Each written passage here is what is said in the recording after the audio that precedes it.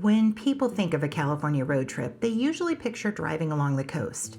But Highway 395 shows the side of California most visitors completely miss. This is a road that runs along the eastern side of the Sierra Nevada, through dry desert basins, lava fields frozen in time, old mining towns, bubbling hot springs, and crystal clear alpine lakes. It's the kind of road that makes California feel less like a single destination and more like an entire continent compressed into one state.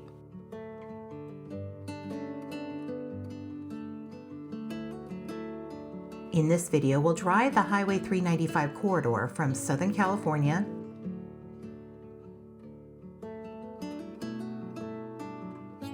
to Reno, Nevada. With 100 stops, detours, towns, museums, roadside oddities, and landscapes that make this one of the most memorable drives in the West. Hi, I'm Tiffany from Destination for Vacation. Thanks for joining me. You can easily drive along Highway 395 from Southern California to Reno in a single day, but this is a route you do not want to rush. The scenery changes too often. The history is too layered, and the side trips are simply too good. While Highway 395 once extended south through San Diego to the Mexican border, much of that southern route has since been absorbed into California's freeway system. For most travelers today, the drive people think of as Highway 395 begins where the road leaves Interstate 15 near Adelanto and heads north into the high desert. This can easily be a one-day drive if your goal is simply to get from Southern California to Reno, but it can just as easily become a long weekend, a full week, or, if you're like me, a route you return to again and again. Even after 15 years of family trips along Highway 395, I still discover something new every time we drive it. A museum I'd missed. A historic marker tucked beside the highway. A dirt road that leads to a geological wonder. Or simply a short detour that completely changes the feel of the entire trip. This video is a culmination of all that. I'll show you 100 areas of interest along this route, but just know this is still not everything there is to see. Highway 395 has far more museums, lakes, trails, side roads, historic sites, and scenic pullouts than any one video can reasonably include. Think of these 100 sites as a menu, not a checklist. Choose the places that fit your time, interest, and travel style and use them to build your own unforgettable road trip. One quick note before we get started. This video follows Highway 395 northbound, but in a few places I'll use southbound footage, especially when it provides a better view. When that happens, I'll label it as 395 South on the screen to avoid any confusion. All right, let's get started.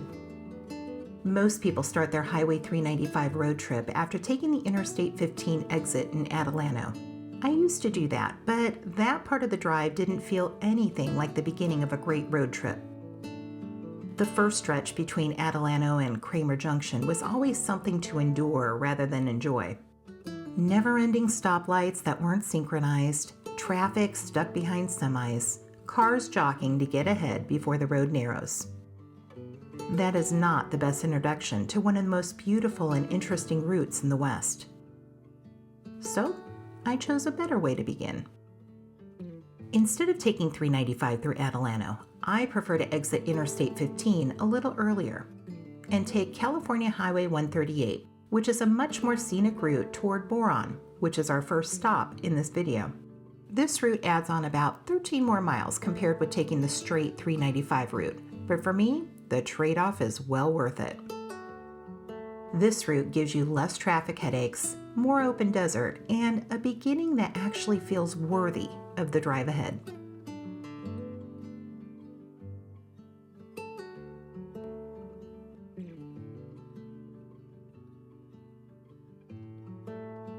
this stretch gives you something else, a better sense that you're leaving the freeway system behind and entering the high desert.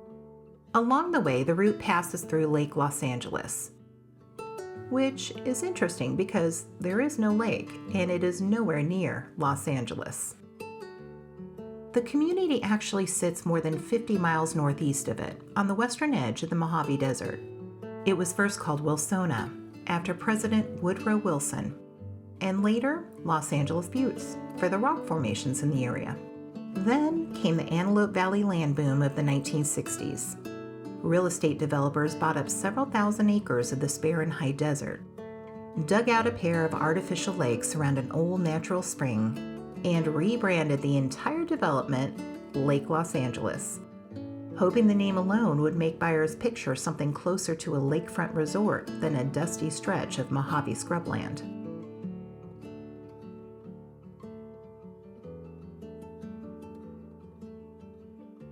The advertisements at the time showed water skiers carving wakes across blue water and a showcase home perched dramatically on a nearby hilltop. The whole package selling the fantasy of a glamorous desert resort, complete with luxury lakefront lots, boating and fishing, and country club living. But the reality on the ground told a very different story. Those man-made lakes never actually held more than about 5 feet of water at their deepest point, just enough to float a small boat. And the land surrounding them remained the same dry, sparse Mojave terrain it had always been. The kind of place Hollywood studios had already been using for years to film cheap westerns, precisely because nothing about it looked like Los Angeles in the slightest. Plenty of buyers purchased their lots entirely sight unseen, lured in by mailers and slick advertising copy, and got a rude awakening the first time they actually drove out to see what they had bought. By the 1980s, after decades of disputes over who should pay to keep the lakes artificially filled, the water dried up for good. Today, Lake Los Angeles is a quiet, mostly residential community sitting around a basin that has not held any meaningful water in decades. All of it still named for the promise of a lake that did not last and tied to a city more than 50 miles away. From there, the drive becomes even more rural as you approach Edwards Air Force Base. Other cars become few and far between, so you feel like you have the entire road to yourself. Then the road takes you straight through Edwards Air Force Base, one of the military's most important test sites. At roughly 400 square miles, it's the largest Air Force installation by land, and is home to what the Air Force describes as the world's largest runway, a combination of paved runway, dry lake bed, and open desert space that made this area ideal for experimental aviation. This is not a stop on the trip, but the views make the whole detour worthwhile. The road passes through open desert with Joshua trees, wide skies, and, if you're lucky, daring pilots, making it a much better beginning than the more congested approach through Adelanto. Shortly after leaving the base, you'll reach the small town of Boron and our first real stop, Rio Tinto's U.S. Borax Visitor Center. All right, I'll be the first to admit it may not sound all that exciting, but this is a stop you're going to want to make regardless of which route you came in on, 395 through Adelanto or Highway 138. Boron is home to one of the richest borate deposits on the planet, and the mine here is massive.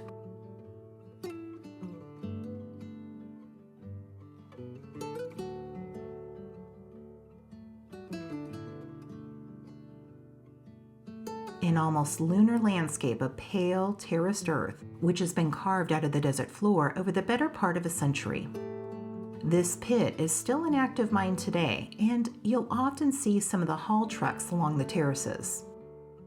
They look tiny from where you're standing, but just steps away you'll see just how massive these trucks really are.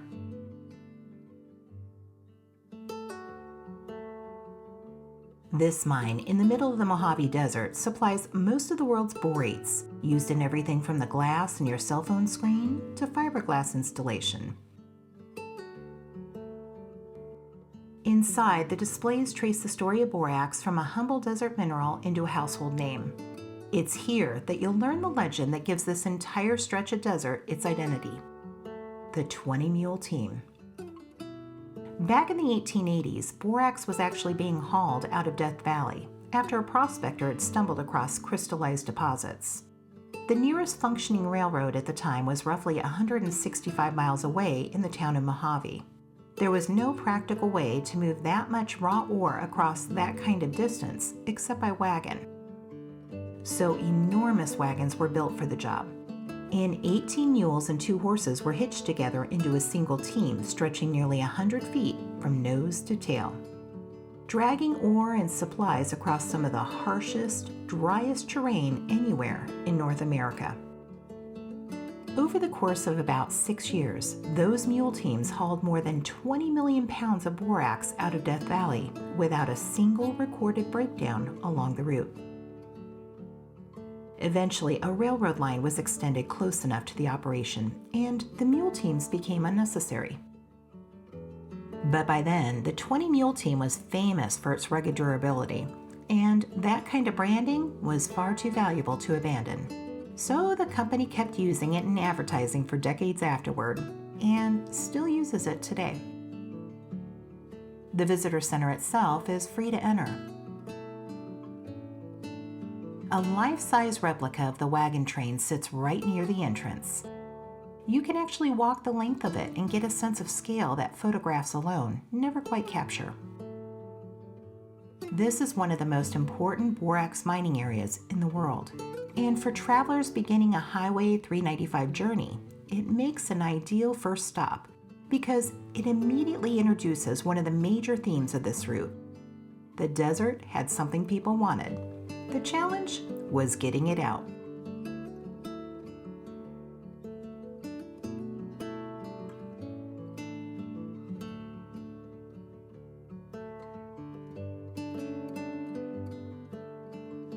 Our next stop is just a few minutes away, right on the main drag in Boron. The 20 Mule Team tells a more personal version of the same story. The building itself used to serve as a staff house for the mining company. And when operations eventually shifted from underground mining over to the massive open pit you just saw, that old housing stock, including this particular house, was simply abandoned along with the rest of the original mining camp.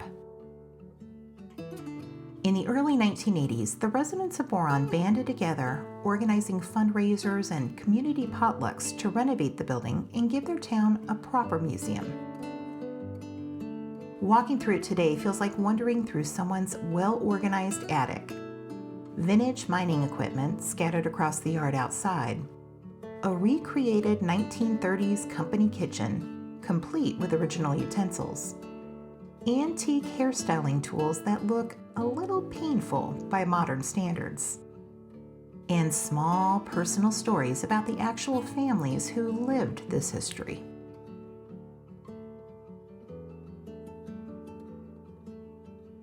In the back room, a miniature version of the 20 Mule Team, operated with the flip of a switch.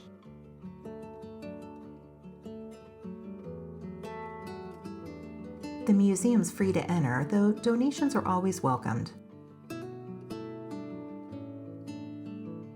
It took me a number of years to eventually make it to this museum because I thought it would be similar to Rio Tinto's visitor center. But it's a completely different kind of experience, with lots of charm and well worth a visit.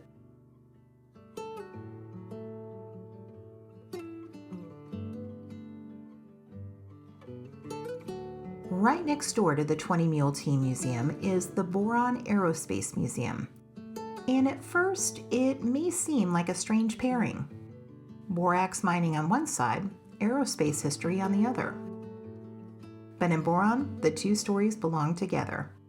This town sits just outside Edwards Air Force Base in a region often called Aerospace Valley, and overhead, some of the most important flight research in American history took place.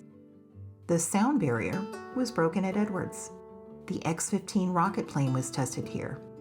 The space shuttle landed on the dry lake bed.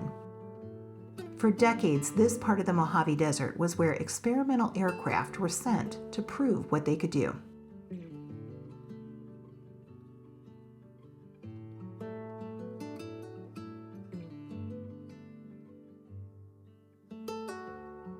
Outside, you'll see aircraft and aerospace displays that immediately remind you this is not just mining country.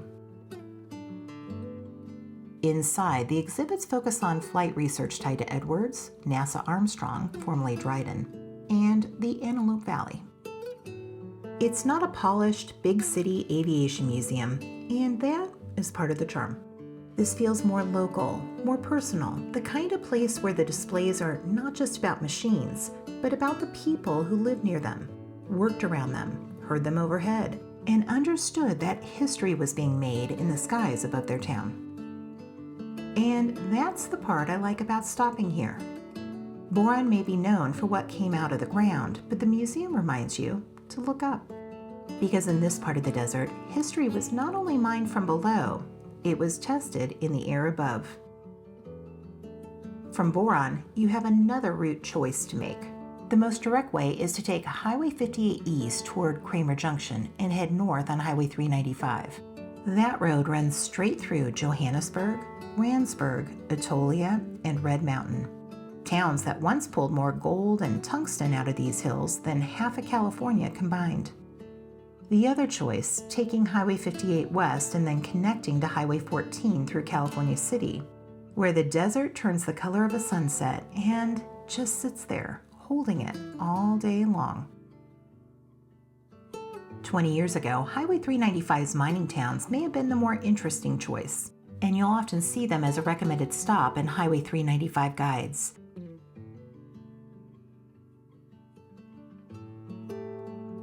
Randsburg is the best known of them. Gold was discovered in the area in the 1890s, and for years the town survived not just on its mining history, but on weekend visitors and off-road enthusiasts enjoying the surrounding desert. Many older videos show Randsburg as a lively stop on the weekends, but now there's not really much to do. In 2025, a flood tore up the road into Randsburg, cutting off access to the area and killing many of the businesses that had already been barely clinging to life. The road has since been repaired, but then came a federal court ruling to close access to the off-road trails to protect the declining population of desert tortoises. The riders on those trails were essential to the survival of businesses. So today, nothing's really open. This area is an interesting piece of Mojave's mining history, but to me it's more of a drive-through than worthy of an actual stop. There's one more stop in this area worth mentioning, particularly if you have an interest in aviation history. The X-15 crash site north of Randsburg and Johannesburg. The X-15 was not a normal airplane. It was a rocket plane. Carried into the air under the wing of a B-52 and released at altitude before its own rocket engine fired. The program was built to answer questions no one could fully answer on the ground. What happens to an aircraft at hypersonic speed? How does a pilot control a vehicle near the edge of space? And how do you bring that vehicle back through the atmosphere in one piece? Over the course of the program, the X-15 reached speeds above 4,500 miles per hour, more than 6 times the speed of sound, and altitudes high enough that some pilots earned astronaut wings. The data from those flights helped shape Mercury, Gemini, Apollo, and later, the Space Shuttle. On November 15, 1967, Air Force Major Michael Adams was flying the X-15-3. His flight reached about 266,000 feet, more than 50 miles above the Earth. But on the way back down, the aircraft entered a spin, briefly recovered, then broke apart during re-entry at around 62,000 feet. Adams was killed, and the wreckage scattered across a wide area of desert. The memorial marks the spot where the forward fuselage came to rest with Michael Adams, but the debris field stretched an area of about 13 miles. Today, a small memorial marks the crash site. To find it, turn north on Trona Road between Red Mountain and Johannesburg. Then drive for exactly 4 miles and look for a small brown stake labeled as X15. The memorial sits back about a quarter of a mile along a dirt road. While these sites are very interesting, for this stretch of the drive, I prefer taking Highway 58 west, then connect with Highway 14 north to get to the red rock and the sunset that doesn't quit. But first, you'll travel through California City, which, just like Lake Los Angeles, has its own desert story. In the late 1950s, developer Nat Mendelsohn bought tens of thousands of acres in the Mojave and imagined a planned city that might someday rival Los Angeles. Roads were graded, a grid was laid out, and a future city was mapped onto the desert. But the people never arrived in the numbers the plan required. Today, California City is one of those places where the map can look more developed than the land itself. Long roads, scattered homes, empty lots, and stretches where you notice the gap between what was imagined and what actually happened. Like Lake Los Angeles, the desert was sold as a promise, but once again, the promise was much bigger than the place could actually support. The reason I prefer this route isn't California City, it's what comes next. After connecting to Highway 14, you'll soon reach Red Rock Canyon. After miles of pale desert, scrub, and open road, the cliffs suddenly rise in bands of red, pink, cream, and rust, carved into shapes that look completely different from the flat, open desert around Boron. It's time to take a quick detour into the park because this canyon doesn't show off its best parts from the highway. The fee to the park is nominal, and there's a visitor center, although it was closed on the day this was recorded. If you don't feel like getting out of the car, there's a short loop drive with amazing views of different rock formations.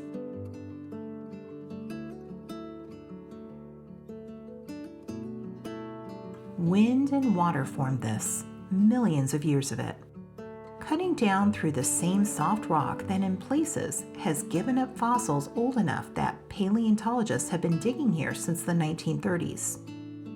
Hollywood also took notice, filming decades of westerns here. Spend as much time as you like here. Even 15 minutes does wonders for the soul.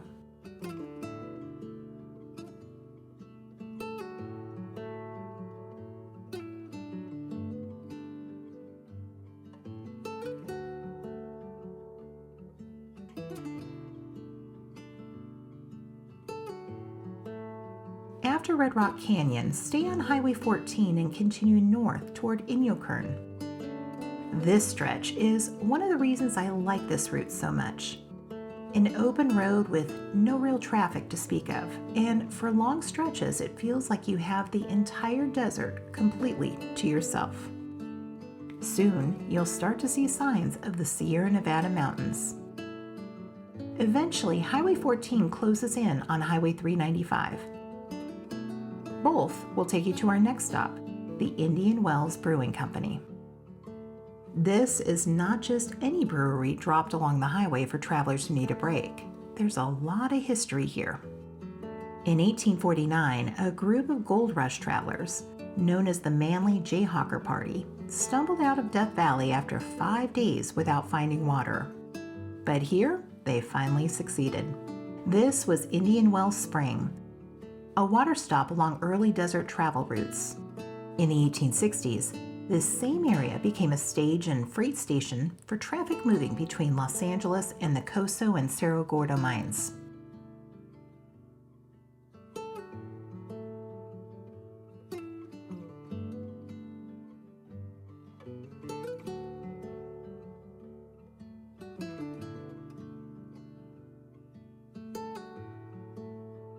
Today, Indian Wells Brewing Company uses local artesian spring water in its beers and sodas. And if you're traveling with kids, or if a beer is not your thing, the soda pop side of the store is half the fun. You can find old-fashioned glass-bottled sodas with highly unusual flavors, gift items, and a little bit of roadside stop weirdness. exactly the kind of place that makes a long desert drive more memorable. Nearby, you have the option to take a quick side trip into Ridgecrest, which is home to one of the most important weapons research and testing centers in the United States Navy, Naval Air Weapons Station, China Lake. China Lake was established during World War II when the Navy needed a place far from the coast where it could test rockets, missiles, and weapons systems. And the scale is enormous.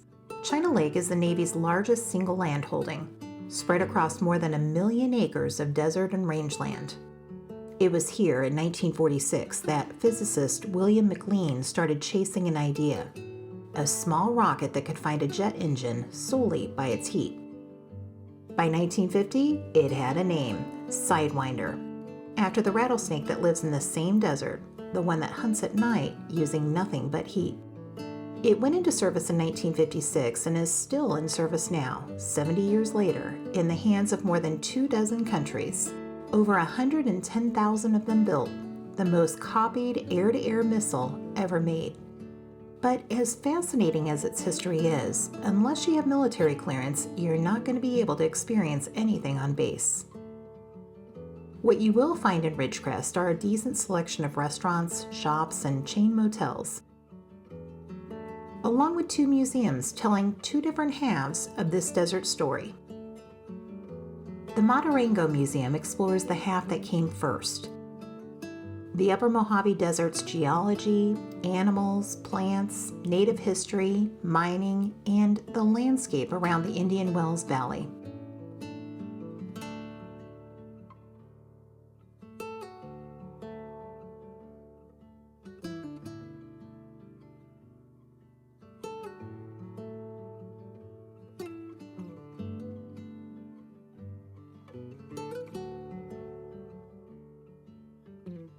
The small museum also features works by local artists and has a wonderfully curated gift shop.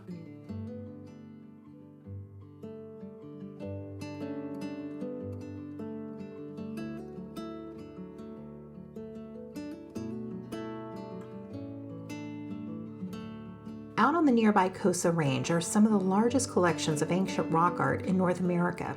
Petroglyphs left by people who knew this desert thousands of years before anyone tested a missile in it. But because the site is on Navy-controlled land, access is restricted. All tours are guided and must be arranged through this museum. Currently, tours are suspended. The China Lake Museum, which is conveniently located next door, explores the area's military history.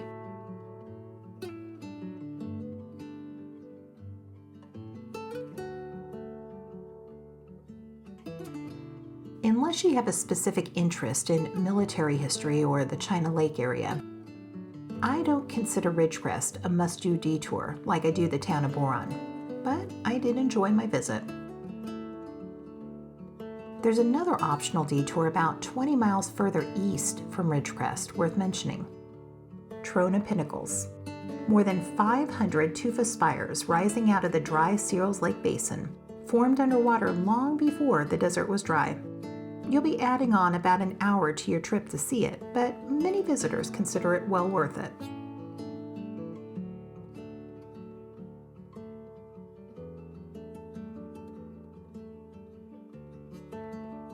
Now it's time for us to officially get onto Highway 395, where the scenery really starts to show off. And Fossil Falls starts announcing itself before you ever reach the turnoff. You'll begin seeing mounds of black lava rock rising on both sides of the highway. The desert floor changes, the color changes, and the ground starts looking rougher, darker, and older. When you see a dark cinder cone rising near the road, that's your signal for the turnoff to Fossil Falls. It's also marked by a sign that's kind of easy to miss.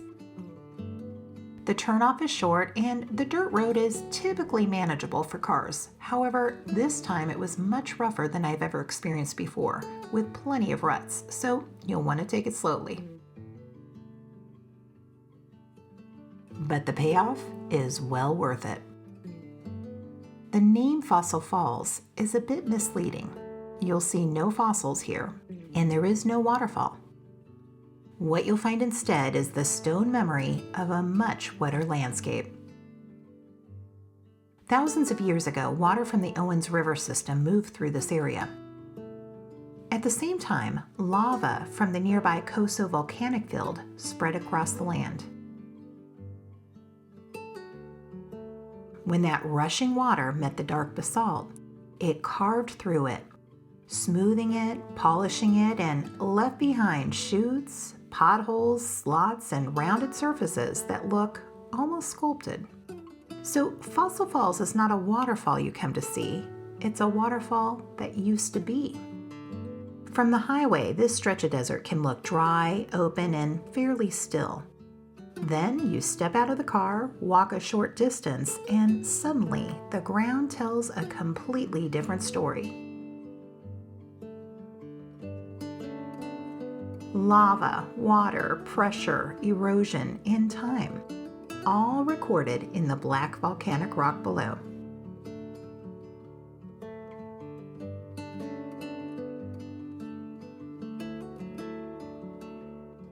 It doesn't take long to visit. There's plenty of parking and a nearby Bureau of Land Management campground for those who want to travel a little more slowly through the area.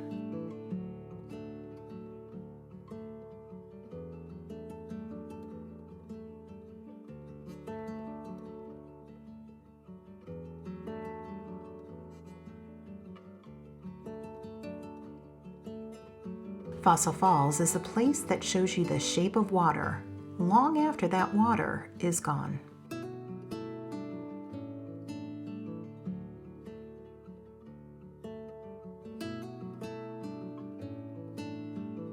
Continuing north from Fossil Falls, Highway 395 soon reaches the Olancha area. The highway used to run straight through Olancha.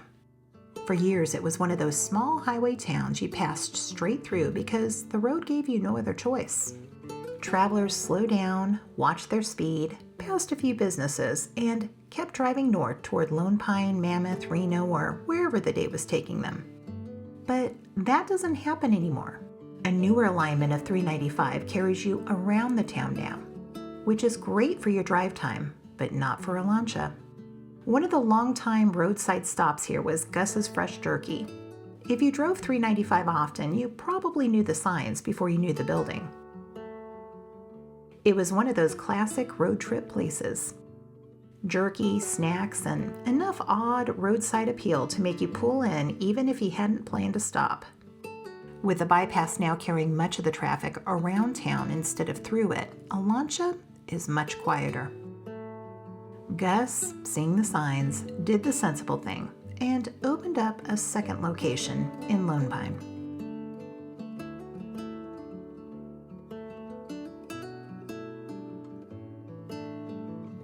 Off to the side as you go by, you can still see the Lemon House in the distance. It used to take travelers in for the night, but it doesn't anymore.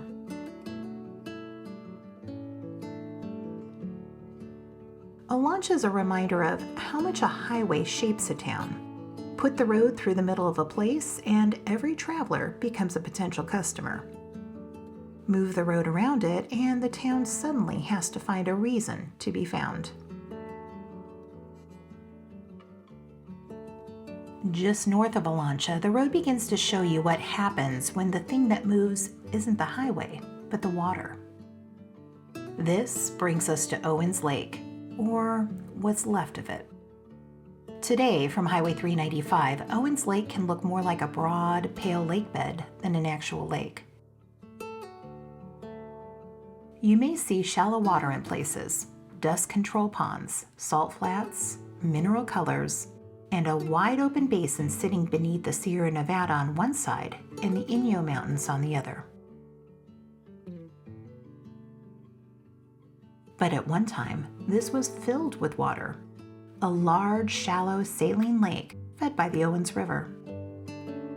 Until Los Angeles came for the water. The Los Angeles Aqueduct opened in 1913, carrying water south from the Owens Valley to a growing city that needed more of it. The engineering was impressive.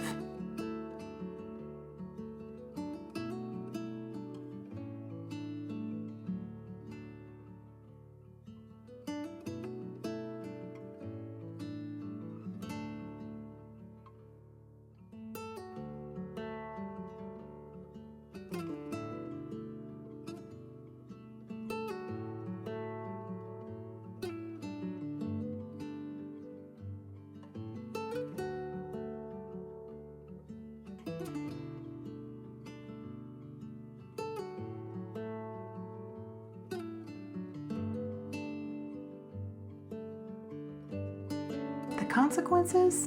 Enormous.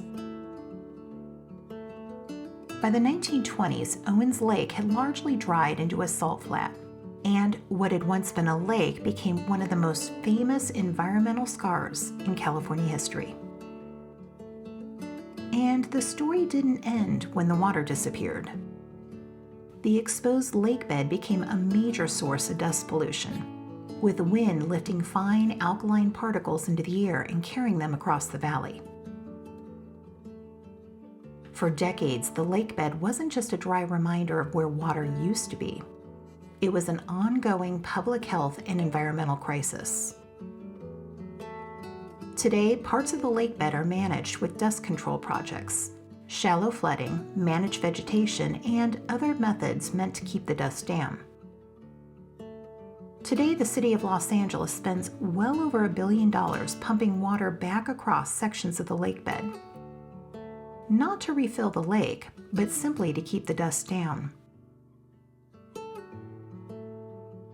This whole saga, the water, the lawsuits, the decades of resentment between this valley and that city, is part of what loosely inspired the film Chinatown back in 1974. So what you're traveling past isn't a lake, and it isn't really a dry lake bed either.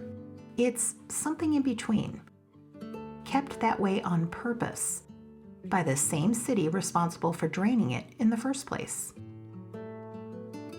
It's a place still being managed because of a decision made more than 100 years ago. The view is beautiful. The story is not. Owens Lake is where the Highway 395 road trip begins to feel bigger than the scenery. From here north, water becomes one of the main characters in the drive. Who had it? Who wanted it? Who lost it? And what was left behind? As you continue along the west side of Owens Lake, you may notice small names on the map across the basin: Swansea, Keeler, Dolomite, and Cerro Gordo. We're not crossing to the east side on this drive, but it's worth knowing what you're looking at, because before Los Angeles took the water, Owens Lake wasn't just scenery. It was transportation. Across the lake bed up in the Inyo Mountains sits Cerro Gordo, a silver and lead strike discovered in 1865 that became one of the richest mining camps in California history. For a few critical years in the 1870s, the bullion coming down off that mountain did more for the early economy of Los Angeles than almost anything else happening in the city at that time. Wagon teams hauled the silver bars 200 miles south into a town that badly needed the money. Getting the silver down the mountain was the easy part. Getting it across the lake to the wagon road was not.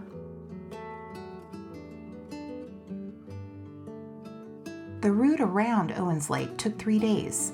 So in 1872, the mining company built a steamship, named it Bessie Brady, and started hauling silver straight across the water instead of around it. 3 hours end to end, carrying as much as 700 bars in a single crossing. It worked for a while. An earthquake in 1872 tilted the lake bed and wrecked the smelter's pier at Swansea, so operations moved a few miles south to a new landing that eventually became known as the town of Keeler. The steamship kept running until 1882, when it caught fire at the dock during a routine refit and burned before anyone could put it out. It was never replaced.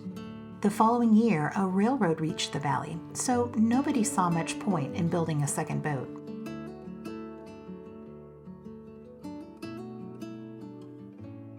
Cerro Gordo silver ran out not long after that. The town found a second life mining zinc in the early 1900s, and that ran out too, somewhere in the 1930s. Keeler still has people living in it today.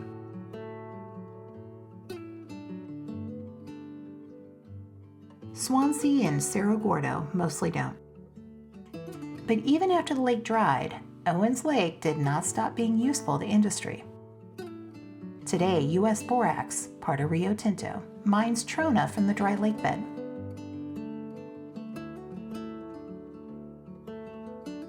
The mining here doesn't look anything like the open pit you saw at the visitor center. It spreads across the dry lake bed in panels. Brine is removed, blocks of ore isolated, the trona is dried, and then it's shipped out for processing. So the lake isn't just being managed for dust. It's also still being worked. The water went south. The minerals stayed behind. Near the shores of Owens Lake is another possible detour: cottonwood charcoal kilns. The kilns were built in the 1870s to make charcoal for the Cerro Gordo smelters. That may sound like a small detail, but it wasn't. Before ore could become bullion, the smelters needed heat, a lot of it. And in this desert, fuel does not come easily.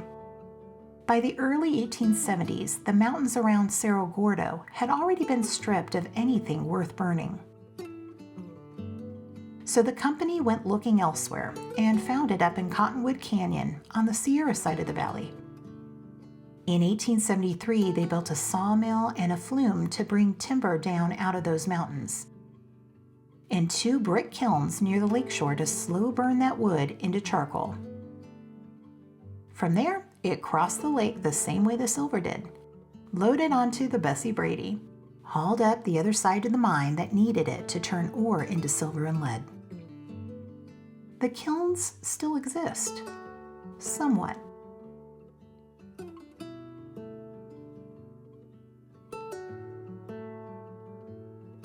Personally, I don't think it's a drive worth making. While not far off of Highway 395, the dirt road is very rough. The kilns themselves are partially collapsed, and the signs that once explained the site were gone the day I visited.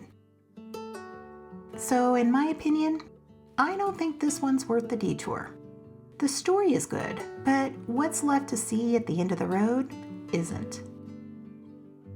As Highway 395 continues north toward Lone Pine, the scenery of the drive begins to change once again. Up to this point, much of the route has felt like open desert, dry lake bed, and long stretches of road. But as you approach Lone Pine, the Sierra Nevada starts taking over the view. Mount Whitney rises to the west, the highest point in the continental U.S., rising more than 10,000 feet straight up from the valley floor you're driving across. From this distance, you can usually pick out snow still sitting on its peaks well into the summer. The whole valley begins to feel a lot more dramatic. You're now in the small, quaint town of Lone Pine, which has food, fuel, motels, museums, and a number of great side trips. But the town is more than a place to refuel the tank or spend the night. It sits at the meeting point of several stories.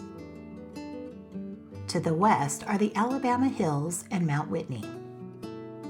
To the east is the Owens Valley and the long history of water, mining, and earthquakes.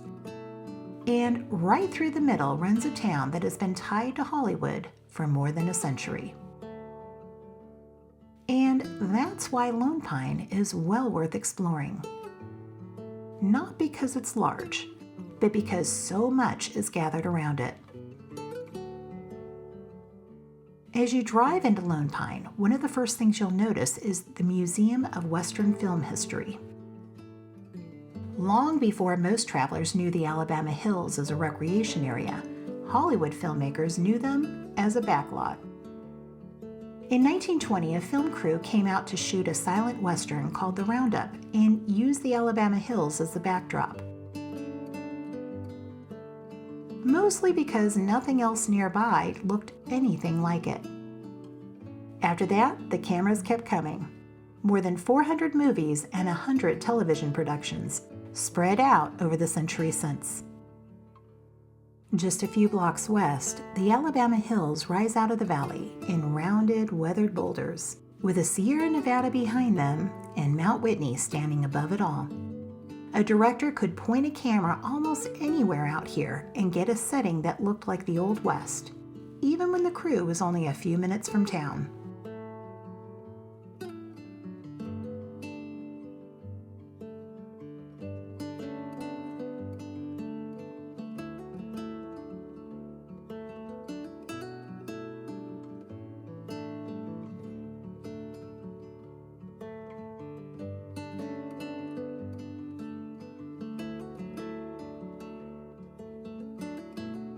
The museum opened in 2006 to preserve that film history with posters, costumes, props, and even the cameras some of those films were actually shot on. Even if you're not very familiar with the Western genre, this is a great museum.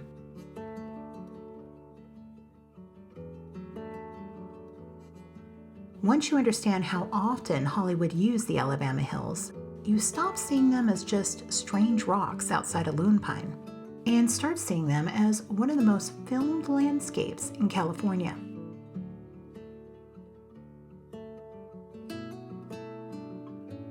Then it's time for another must-do.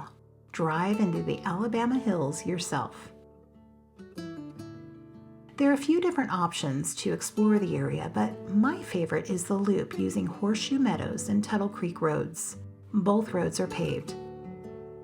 Every time the road winds around a corner, you're awed by a completely different view.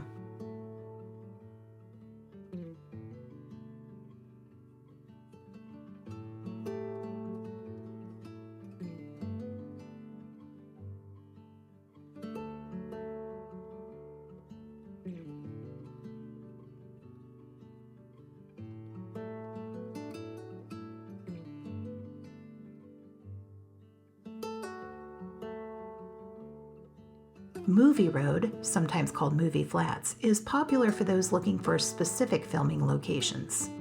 Just know that the road is unpaved and it takes a lot longer to drive through the entire area.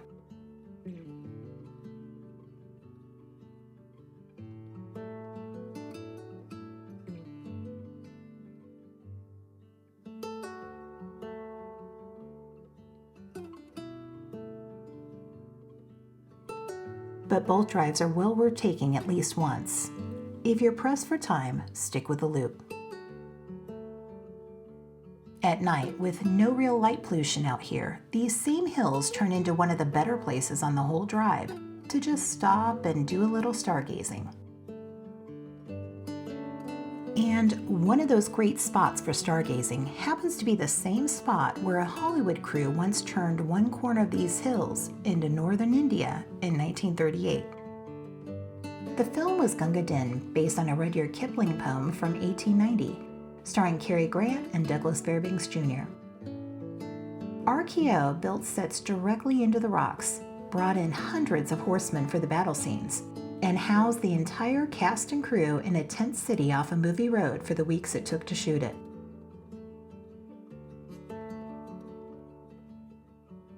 In 1992, more than 50 years after the film was released, Douglas Fairbanks Jr. returned to Lone Pine to dedicate the small plaque that now marks the area where the movie was filmed. The same road that takes you into the Alabama Hills can also take you much, much higher. And it's a detour that doesn't take much time, but feels a world away. Whitney Portal Road climbs out of Lone Pine and doesn't let up for about 13 miles, gaining roughly 4,600 feet before it ends at the trailhead for Mount Whitney. The road wasn't finished until 1936. Before that, anyone going up did it on foot or by horseback on a pack trail built back in 1904. You don't need a permit, a backpack, or any particular sense of ambition to see what's worth seeing on the top of this drive.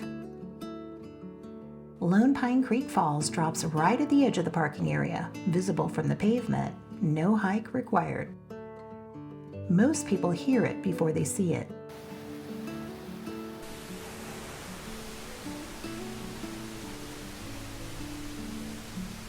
There's also a small fishing pond, trail access, and a completely different feel from the valley below. Lone Pine can be hot, dry, and wide open. Whitney Portal can feel cool, shaded, and enclosed by stone.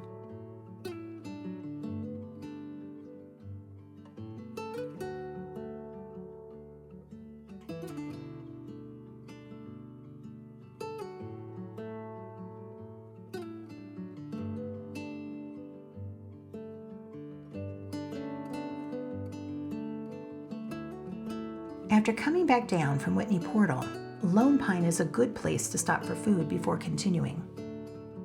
One of the easiest choices is Alabama Hills Cafe, right in town.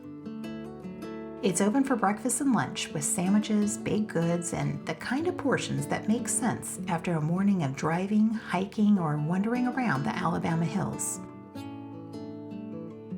The cafe is so popular that a second location was recently opened across the street, though that one is only currently open for lunch. And steps away is one of Lone Pine's classic places to stay, the Dow Villa Hotel and Motel. If the name sounds familiar, that's probably because the Dow has been part of Lone Pine's movie history almost as long as the Alabama hills have. When film crews came to town, this was one of the places where actors, directors, and crew members stayed. John Wayne stayed here. So did Gene Autry, Roy Rogers, Hopalong Cassidy, and dozens of others who came through town when Lone Pine was one of Hollywood's favorite western backlots. The hotel side is the historic part, with the old lobby, the photographs, and the connection to the film era. Some of those rooms still have a more old-fashioned setup, including shared bathrooms in certain cases.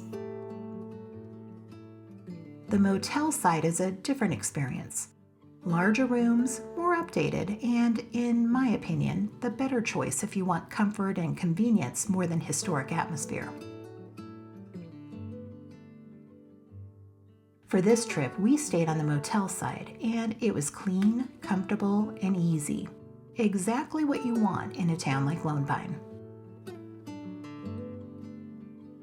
Once the car is parked, you can walk to shops and restaurants, watch the old neon signs come on, and see the Sierra fade into a dark outline above town. And you'll find Gus's Fresh Jerky on the main drag, giving travelers who chose to stay on the highway and bypass Olancha another chance to pick up that old $3.95 standby.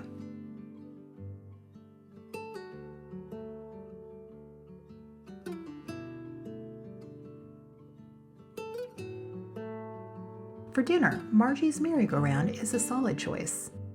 Once a steakhouse, it now serves well-prepared Chinese food. It feels like the kind of small, intimate restaurant you rarely find these days, designed with a little quirk and personality, and just right for your road trip experience. Before leaving Lone Pine, there's one more stop that's easy to miss, but worth pulling over for: the grave of the 1872 earthquake victims. At about 2:30 in the morning on March 26, 1872, the ground underneath Lone Pine let go. The earthquake that followed is estimated at magnitude 7.4 to 7.9, putting it in the same range as the 1906 San Francisco earthquake, and according to some researchers, possibly even larger.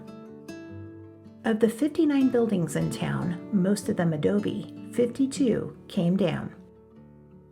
27 people died that night out of a town of roughly 250. Some of the dead had family nearby to claim them. 16 didn't, and they were buried together in a common grave just north of town. That grave is still there today, a small fenced plot a short walk off the highway, now registered as a California historical landmark. The naturalist John Muir happened to be camped nearby that night, and he wrote about the shaking afterward with something closer to wonder than fear, comparing the ground under him to the deck of a ship rolling in heavy water. Most of Lone Pine did not share his enthusiasm. What makes the site even more striking is where it sits. The grave is located on the upthrown block of the fault that caused the quake, meaning the ground beneath the memorial is part of the story. You're not just looking at a marker for something that happened nearby, you're standing on the land that moved. The same earthquake dropped a stretch of the valley floor south of Lone Pine, low enough that springs and runoff eventually filled it with water. People call it Diaz Lake now, and most of the people swimming in it on a hot afternoon have no idea what put it there. The Alabama Spillway, just north of Lone Pine, was built in 1913 as a relief valve for the Los Angeles Aqueduct, a place to dump excess water back toward the Owens River during heavy storms. The Los Angeles Aqueduct was an engineering marvel. A system of intakes, canals, gates, siphons, and reservoirs designed to take water out of the Owens Valley and move it more than 200 miles to Los Angeles.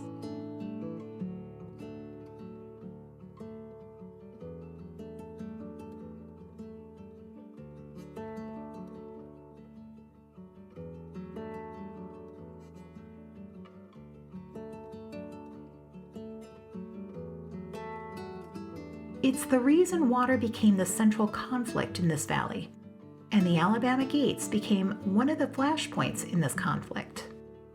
In May of 1924, somebody packed 500 pounds of dynamite into it and blew it open.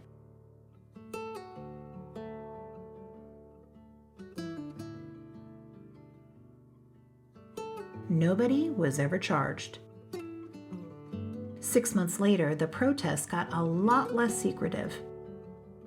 On November 16, 1924, around 70 Owens Valley ranchers drove down from Bishop in broad daylight, took the spillway by hand, and opened the gates themselves, sending the entire flow of the aqueduct straight back into the dry Owens River.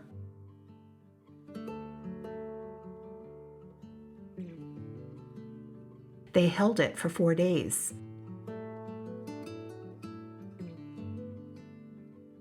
Hundreds of valley residents showed up in support, and what started as an act of sabotage turned into something closer to a 4-day community picnic. And most of the country was rooting for the ranchers, not the city.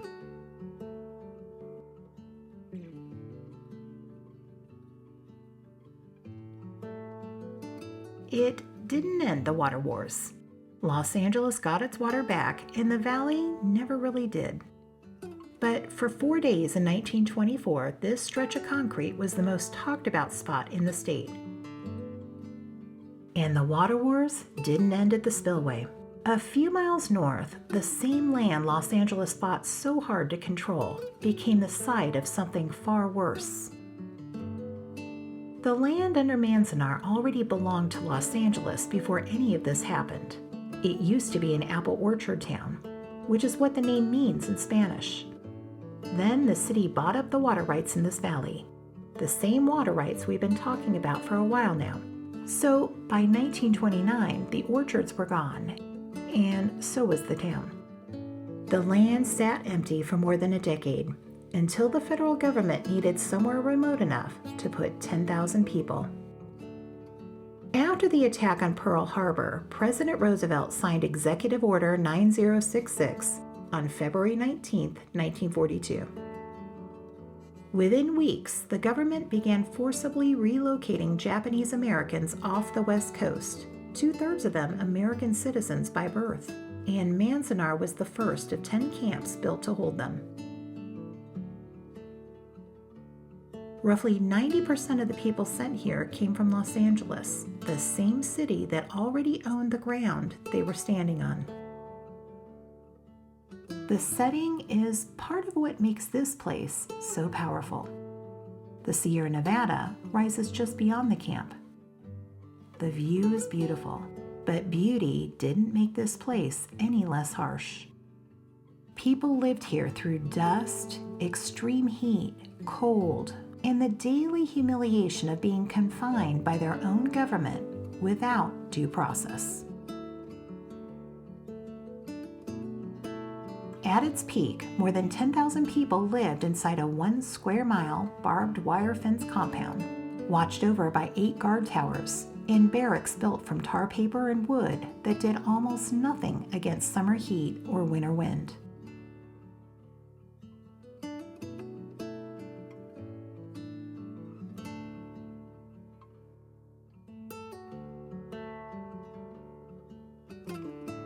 The camp closed in November of 1945. The last 2 people to leave were a mother and her 4-year-old son. Most of the buildings were torn down or sold off afterward, and the desert took the rest of it back for almost 50 years, until Congress declared it a National Historic Site in 1992. Today, the visitor center is housed in the old camp auditorium. Admission is free. Inside, the excellent exhibits tell the story through photographs, artifacts, maps, and personal accounts from the people who lived here.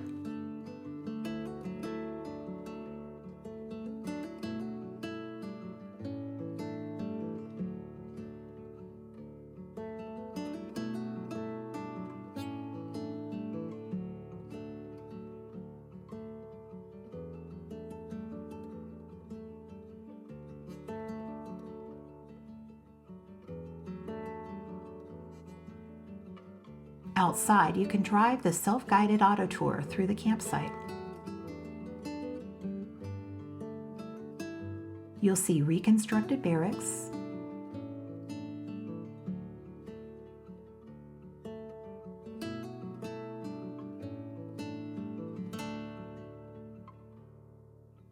a mess hall,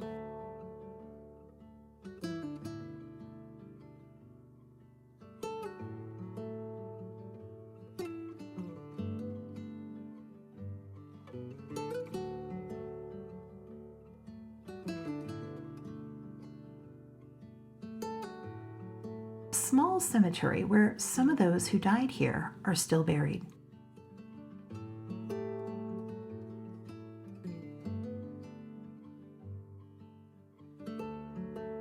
Throughout the drive, you'll see remnants of the camp layout still marked against the desert. Manzanar does something few historic sites can do this clearly. It lets you stand in a landscape that is beautiful and unforgiving at the same time, and asks you to remember what the country was willing to do here, not to strangers, but to its own people. A few miles north of Manzanar, Highway 395 enters Independence, which is the county seat of Inyo County.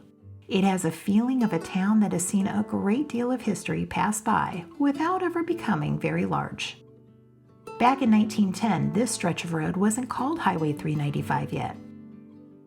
A local group called the Inyo Good Road Club had spent years lobbying to get this valley's dirt wagon trail turned into a real highway. And that August, they finally got the state's attention. The club's secretary, a man named W.G. Scott, gave the route a name with a little more romance to it than the county road: El Camino Sierra. California's governor came out personally to dedicate it at a ceremony held on a farm in Big Pine, a little farther up the road from here. A local paper predicted El Camino Sierra would one day become the most traveled highway in the West. They weren't wrong. Here's the part of the story most people don't get told. The farm where the ceremony happened belonged to a man named Fred Eaton, a former mayor of Los Angeles. Eaton hosted the celebration of this valley's brand new road in 1910. Just 6 years earlier, he'd ridden out into the same valley with an engineer named William Mulholland, scouting the water rights that Los Angeles would soon start buying up. The same purchases that drained Owens Lake and ended up putting Manzanar on land the city already owned. So the same valley that threw a party to celebrate its own road was already being bought out from under it by one of the men standing at the party. The courthouse you see today is actually the fourth one Inyo County has built on the spot. The first came down in 1872 in that earthquake we already talked about. The second burned in a fire in 1886. The third was simply too small. The current building went up in 1920 and 21, designed specifically to survive both fire and earthquakes, and the county finally got it right. It's also held a name you wouldn't expect to find in a courthouse this small. In October of 1969, Charles Manson and more than 20 members of his family were jailed right here on stolen vehicle and property charges before investigators connected them to the murders of Sharon Tate and the LaBiancas and shipped them down to Los Angeles to face trial. For a few months that fall, the most notorious group in the country was locked up in a building built to survive earthquakes in a town of about 500 people. Just across the street is the Winnedumah Hotel, which has a close connection to Lone Pine's Dow Villa Hotel. Both hotels trace back to Walter Dow, who understood early on that movie crews coming into the Owens Valley would need places to stay. He built the Dow Hotel in Lone Pine in 1923 and the Winnedumah in Independence 2 years later. Western movie stars stayed here while filming in the nearby hills, and the lobby still carries some of that old roadside hotel atmosphere.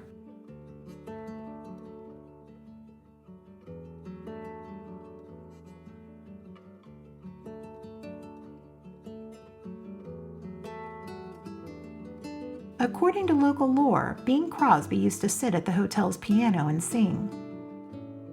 Upstairs, you can book a room with a balcony that has a beautiful view of the courthouse just across the street.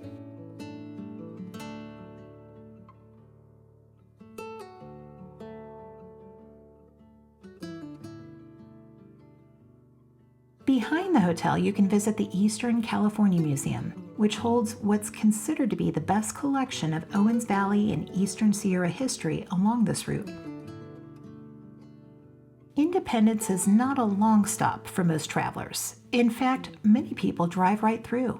But if you know what you're looking at, you realize there's more California history here than a town this small should be able to hold. North of Independence, there are two fish hatchery stops that are easy to confuse, but they are not the same experience. The first, located on the west side of Highway 395, is the Mount Whitney Fish Hatchery. In 1915, the people of Independence raised $1,500 of their own money to buy land for a state fish hatchery. At the time, California needed a better way to stock lakes and streams in the southern part of the state. Fish were being hauled long distances from Mount Shasta, and that was really hard on the fish. So Independence ended up with its own hatchery. The state's fish commissioner gave the architects one simple instruction: build something that would match the mountains and last forever. Construction started in 1916 along Oak Creek, with walls 2 to 3 feet thick, built from local stone that wasn't cut to size, but hand-fitted piece by piece. The building looked less like a hatchery and more like something imported from the Alps, with a steep roof, arched openings, landscape grounds, and a reflecting pond out front. When it opened in 1917, it was the largest, best-equipped hatchery in the entire state, producing 2 million fish a year, with eggs originally hauled in by mule train from lakes high in the Sierra.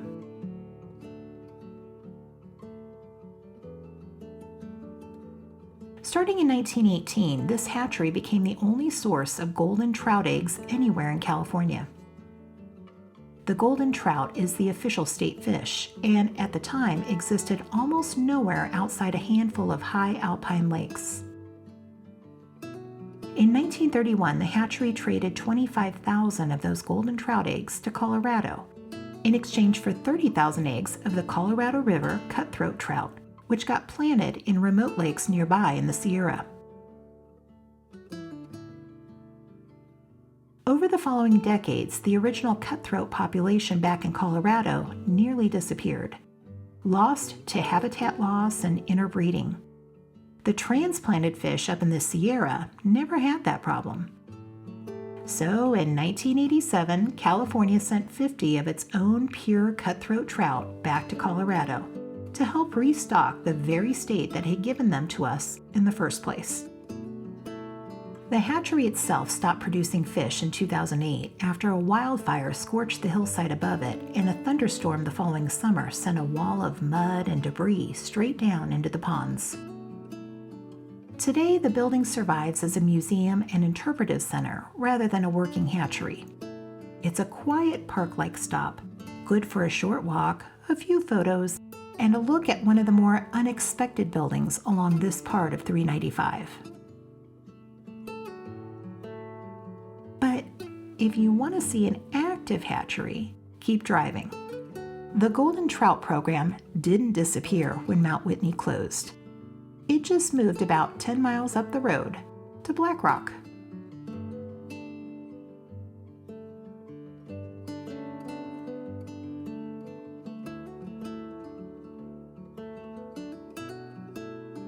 Black Rock is still a working hatchery, not a museum. And it's the better stop if you actually want to see trout at almost every stage of life.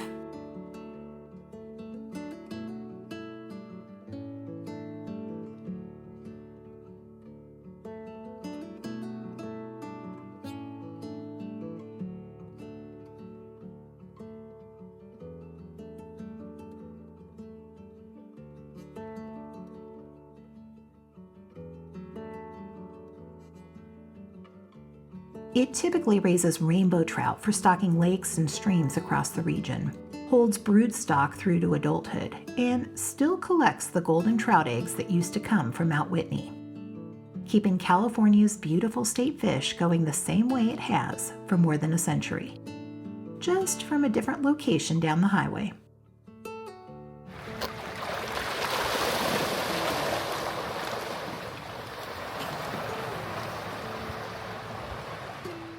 Continuing north on Highway 395, you'll soon reach Big Pine, a small town, under 2,000 people, sitting in the gap between the Sierra Nevada on one side and the White Mountains on the other. It takes its name from an actual pine tree that grew here, big enough that travelers used it as a landmark back in 1870, long before anyone built a town around it. Today, the Big Pine Paiute tribe has its headquarters here, on a reservation that sits right against the edge of town. The same Owens Valley Paiute people who were farming and irrigating this valley long before any of the names on this map existed. If you're hungry, this is one of the easiest decisions on the drive. Copper Top Barbecue sits right on the main road through town, and you'll usually know you're getting close because the smoke gives it away before you see the sign. This is the place to go for tri-tip, and also sandwiches, ribs, chicken, and pulled pork.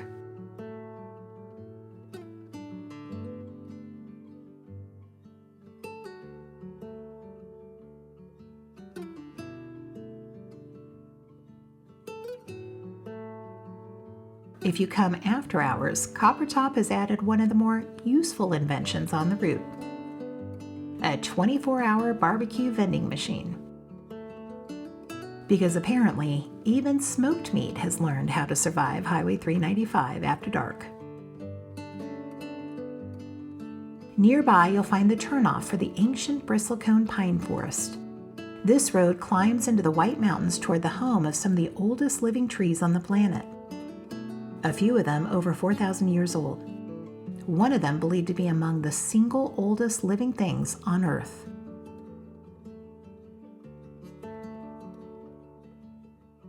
Just know that it takes about 45 minutes to get to the visitor center from Big Pine, and another 30 to 45 minutes along winding dirt roads to reach some of the groves. So by the time you travel there and back, it ends up being its own kind of day trip. North of Big Pine and slightly off of Highway 395, there's a small historic marker that's easy to miss.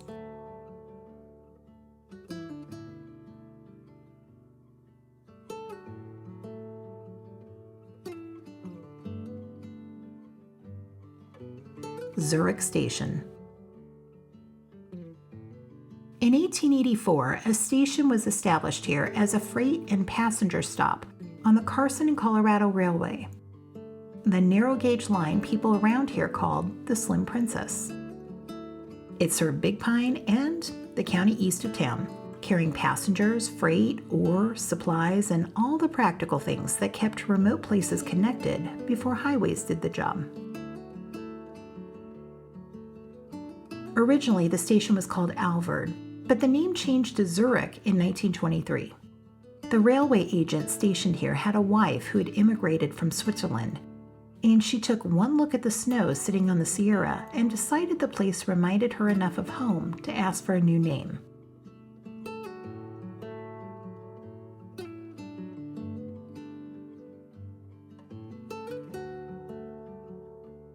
The railroad shut down for good by 1960. What's left today is a scattering of ruins just off the highway, an old grade, a loading platform, and a historical marker.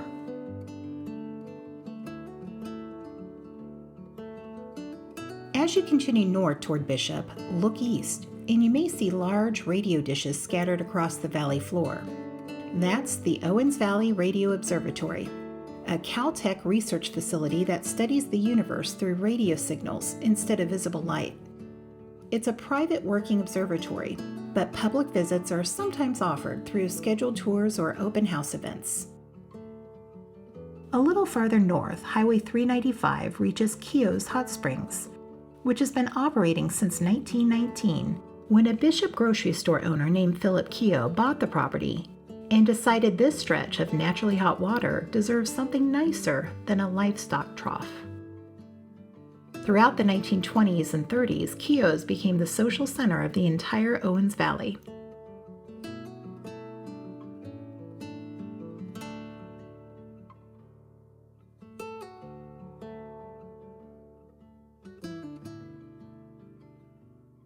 For a lot of people who grew up here, learning to swim meant learning to swim at Keogh's.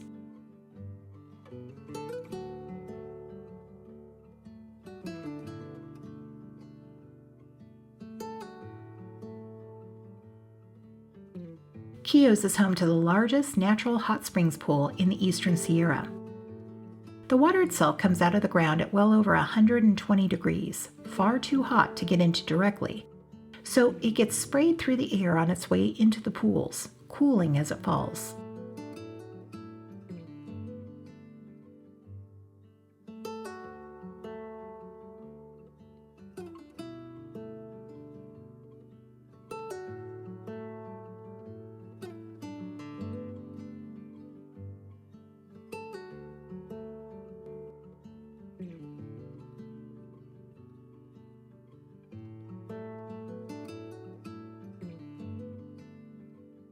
While not as Instagram worthy as some of the other hot springs in the area, for many locals, it's a tradition.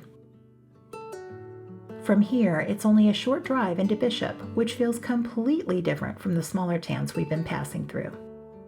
In 1861, a man named Samuel Addison Bishop drove roughly 600 head of cattle and 50 horses 300 miles up from the San Joaquin Valley, looking for a way to supply beef to a mining boomtown called Aurora, up near the Nevada border.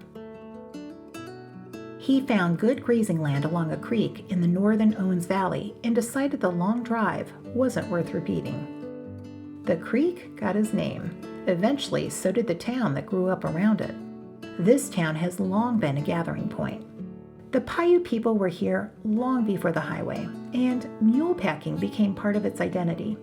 Today, climbers, anglers, hikers, skiers, hunters, and road trippers all use Bishop as a starting point for something else. Every Memorial Day weekend since 1969, Bishop turns into the self-proclaimed mule capital of the world, with a multi-day festival called Mule Days built entirely around the pack mules that worked these mountains for generations. Bishop has a lot more movement to it. It's a great overnight option. And if you only make one stop in Bishop, there's a good chance it will be the same place everyone else is stopping at. Eric Schatz Bakery is one of those places that has become almost impossible to separate from the Highway 395 experience. You'll notice the building right away. This place always seems to be hopping. Because it's not just a bakery. Eric Schatz is a Bishop institution. The ovens here were originally built for someone else's bread. Back in 1903, an Austrian family opened a bakery in Bishop, and Basque sheep herders working the surrounding mountains asked them to build a proper stone oven, one that could turn out a dense, long-lasting loaf sturdy enough to survive days alone in the mountains with a flock of sheep and nothing else for company.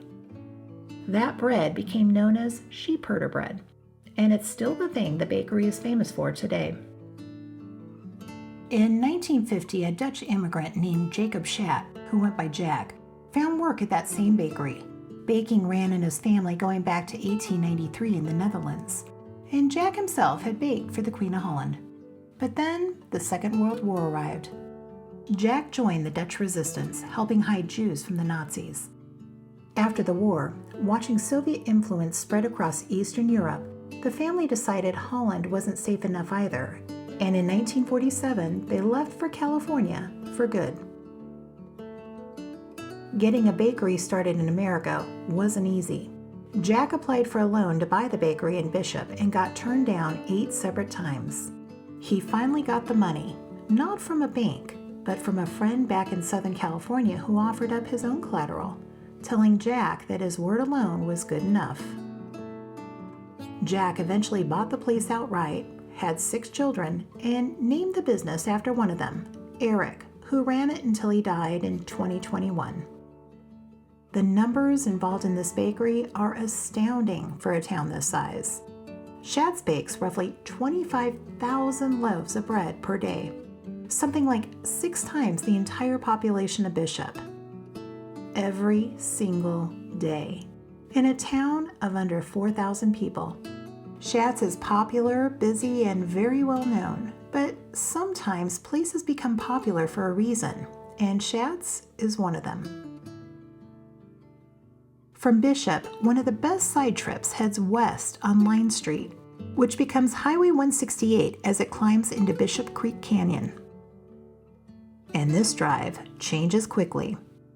In town, you're on the valley floor, surrounded by dry land, businesses, and residential areas. Just a few miles later, the road begins climbing toward the Sierra, following Bishop Creek into a canyon of granite, pine trees, aspens, and cold water coming down from the high country. Before the road gets too far up the canyon, you'll pass a marker for the Bishop Creek Battleground, and that marker tells you nothing. It calls this the site of a battle between newly arrived settlers and the valley's original Paiute and Shoshone inhabitants, fought on April 6, 1862. Then it adds one more line. The reason for the battle, it says, is lost in obscurity, and brave men on both sides died here for a cause they each held to be vital. The reason isn't actually lost. Historians have it on record. The winter before the battle was one of the harshest ever recorded in this valley. Settlers had driven thousands of cattle in to feed a mining boomtown over the mountains. And those cattle ate into the same food and water sources the Paiute depended on to survive that winter. Starving, some of them started taking cattle. Settlers retaliated. A peace conference that January failed to hold, and by April it had turned into open war, referred to as the Owens Valley Indian War. What happened here on the 6th was a lopsided fight that didn't stay lopsided for long. About 60 armed settlers and volunteers went looking for the Paiute who had been raiding their herds, found roughly 500 of them instead, and got driven back into an irrigation ditch, where they held out until dark before retreating, 3 of their own men dead. It was one engagement and a longer war that ended, as most of them did in this part of the country, with the Army building a permanent fort nearby, and the Paiute losing most of a valley that had been theirs alone until cattle showed up needing somewhere to graze. Keep driving west on the same road and the tone changes yet again. The canyon narrows, the temperature drops, the trees thicken, and by the time you reach Lake Sabrina, pronounced Sabrina by locals, you're more than 9,000 feet above sea level. Lake Sabrina isn't actually a lake. It's a reservoir, dammed in 1907 and 1908 by a power company that needed somewhere to store mountain runoff for its hydroelectric plants further down the canyon. It's named after a woman who probably never even asked for the honor, Sabrina Hobbs, wife of the company's first general manager. Nobody seems entirely sure why the pronunciation locals use today doesn't quite match how her own name would have been said back then. The dam itself is an interesting piece of engineering for something built over a century ago. Redwood planking and rock fill, 70 feet high, holding back enough water to keep 5 separate powerhouses running down the canyon below it. The same water that spills out of this lake gets used 5 separate times on its way down to the valley floor, generating electricity at one plant after another before it ever reaches Bishop. But None of that is visible from the shoreline. In summer, it could be 20 or even 30 degrees cooler than Bishop, which makes it one of the best escapes from the heat down in the valley. There's a cafe and boat landing here when open for the season, plus trail access into the high country for people who want to go farther. But you don't have to take a hike to make the drive worthwhile. Sometimes it's fine to just stand by the water, look at the mountains, and remember that Highway 395 is not just one landscape.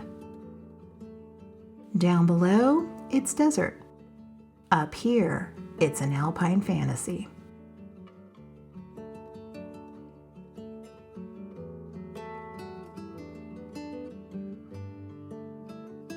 Follow the same route back down to Bishop, and you'll reach the Owens Valley Paiute-Shoshone Cultural Center.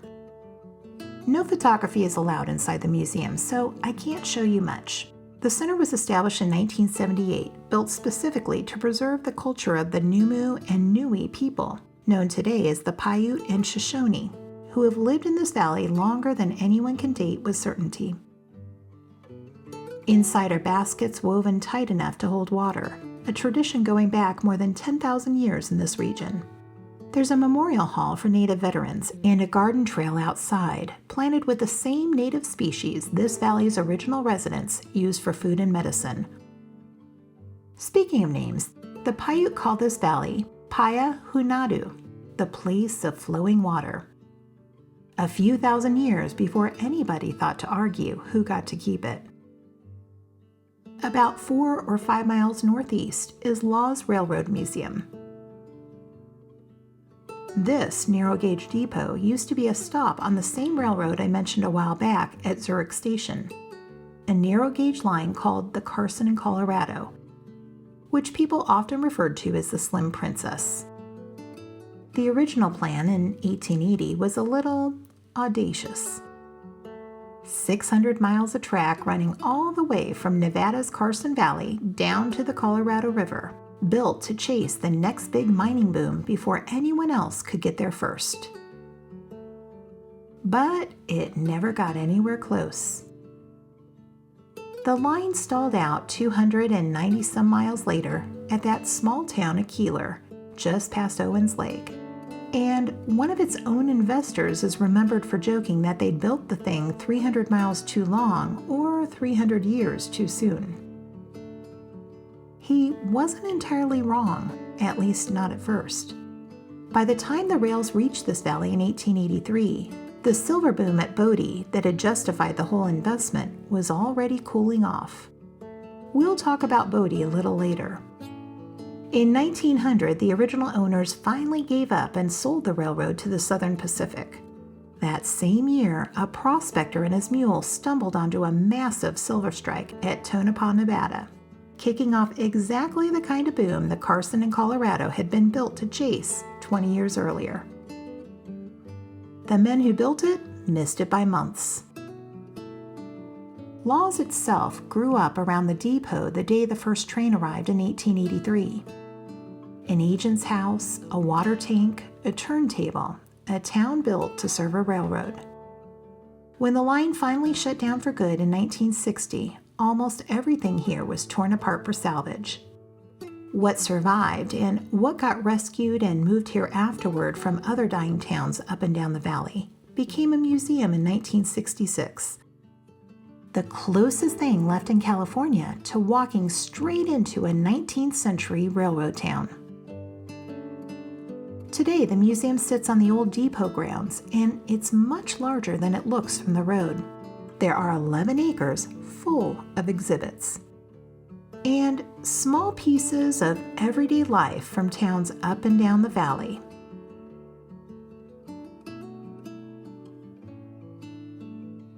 It sits at the start of US Highway 6. From here, the highway runs all the way across the country to Provincetown, Massachusetts. But we'll save that drive for another day. For now, let's head back to Highway 395 and continue our journey north. Once out of Bishop, the highway begins climbing toward the Long Valley area. The valley opens wider again, but this part of the drive has a different feel from the dry basins farther south. We're getting closer to Mammoth now, and the landscape starts hinting at the volcanic country ahead. One of the first major bodies of water you'll pass is Lake Crowley. By the 1930s, Father John Crowley had seen enough of what the aqueduct had done to this valley, and he decided to do something about it personally. Crowley was a Catholic priest serving the residents of Inyo County, a parish that spread across approximately 10,000 square miles. He watched the area's farms get abandoned, one after another, as the water that used to feed them kept heading south to Los Angeles. So he started doing what he could, organizing the valley's scattered, often feuding communities into a single voice, pushing tourism as something to replace the farming the city had made impossible, and directly pressuring the Department of Water and Power. At one point, he reportedly locked the department's chief engineer in a meeting room and refused to let him out until the man agreed to consider building a new dam. But unfortunately, he never saw how any of it turned out. In March of 1940, Crowley's car hit an animal that had wandered onto the highway and was knocked into the path of an oncoming truck. He died instantly at only 48 years old. The following year, the Department of Water and Power finished that dam anyway, and the reservoir it created got named Crowley Lake, after the priests who'd spent years pushing them to build it. Today, it's one of the most popular fishing spots in the entire state, 6,000 to 10,000 anglers showing up on opening day alone, which is roughly the tourism economy Crowley spent his whole career trying to talk this valley into building. And there's a unique feature hiding along its shoreline that most visitors miss. Thousands of tall stone columns, some as much as 20 feet high, stick straight up out of the lake bed. Formed 760,000 years ago when snowmelt seeped into the still hot volcanic ash from an eruption at Long Valley. Nobody fully understood how they'd formed until 2015. They're usually underwater.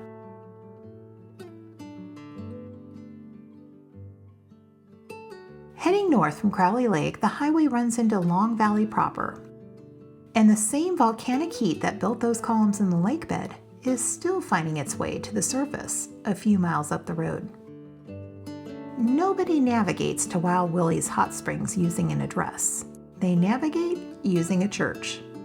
Turn off 395 onto Benton Crossing Road, and the only landmark anyone bothers mentioning is a small, faded green church sitting right on the corner.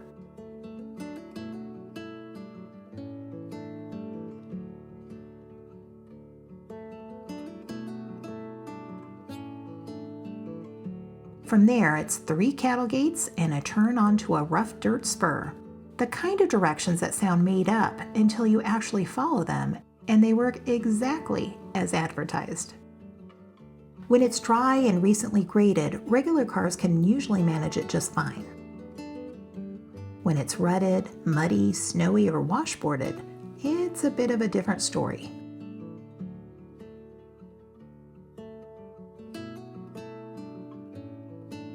What's waiting at the end is a pair of natural soaking pools, fed by water running somewhere around 100 degrees, sitting out in open range with the Sierra on one side and the Glass Mountain Ridge on the other.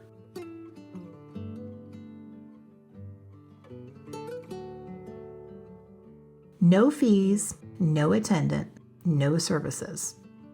A boardwalk leads across the meadow to a set of natural soaking pools with steam rising from the water.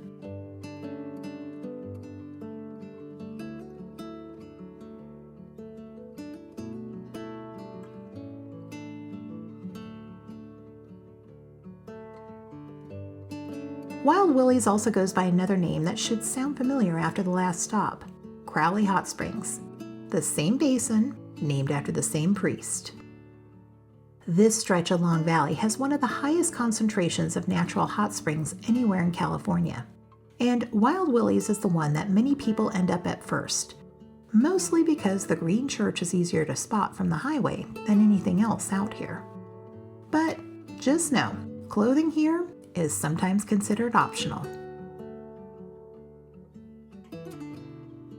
just a few miles north on 395, a turnoff leads a few miles back into the mountains to a lake whose name has nothing to do with Crowley and everything to do with a manhunt. Before any of what follows, the Paiute had their own name for this lake, tied to old stories about water spirits living in it.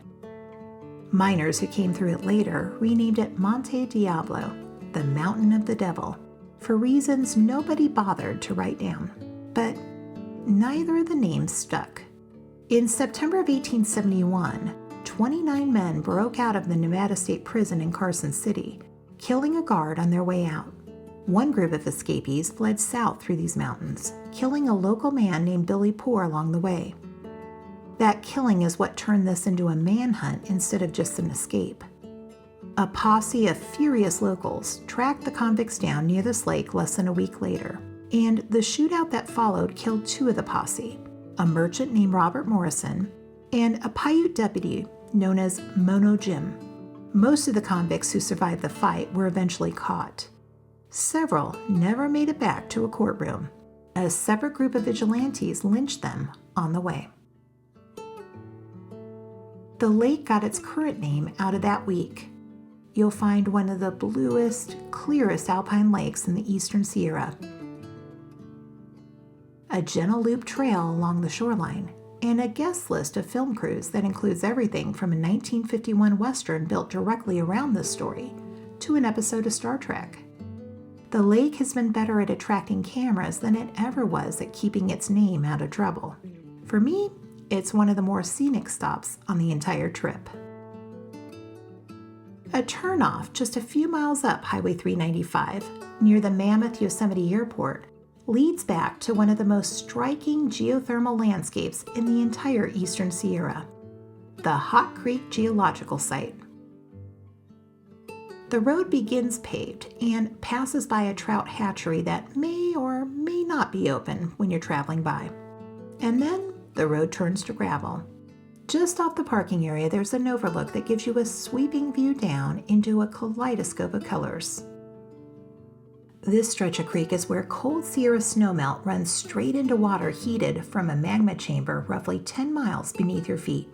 The result is a string of turquoise pools rimmed in pale travertine rock, steam drifting off the surface even on a warm afternoon, with the Sierra rising up behind it all. It's one of the more otherworldly stops on this entire drive, closer to something you'd expect to find in Yellowstone than in California. The creek used to be a popular swimming hole, and for years people soaked here without much trouble. That changed after a heavy snowfall in 2006, when the springs started erupting without warning, swinging from comfortable to 200 degrees in a matter of seconds. As a result, swimming was closed off for good. Take the hike down to the rim or admire it from above. It's a geologic wonder.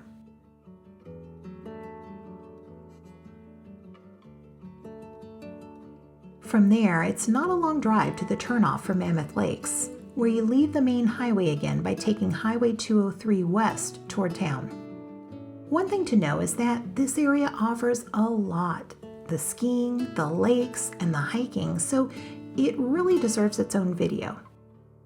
I'll just highlight a few stops that can easily be included as a side trip. First, let's talk about the name.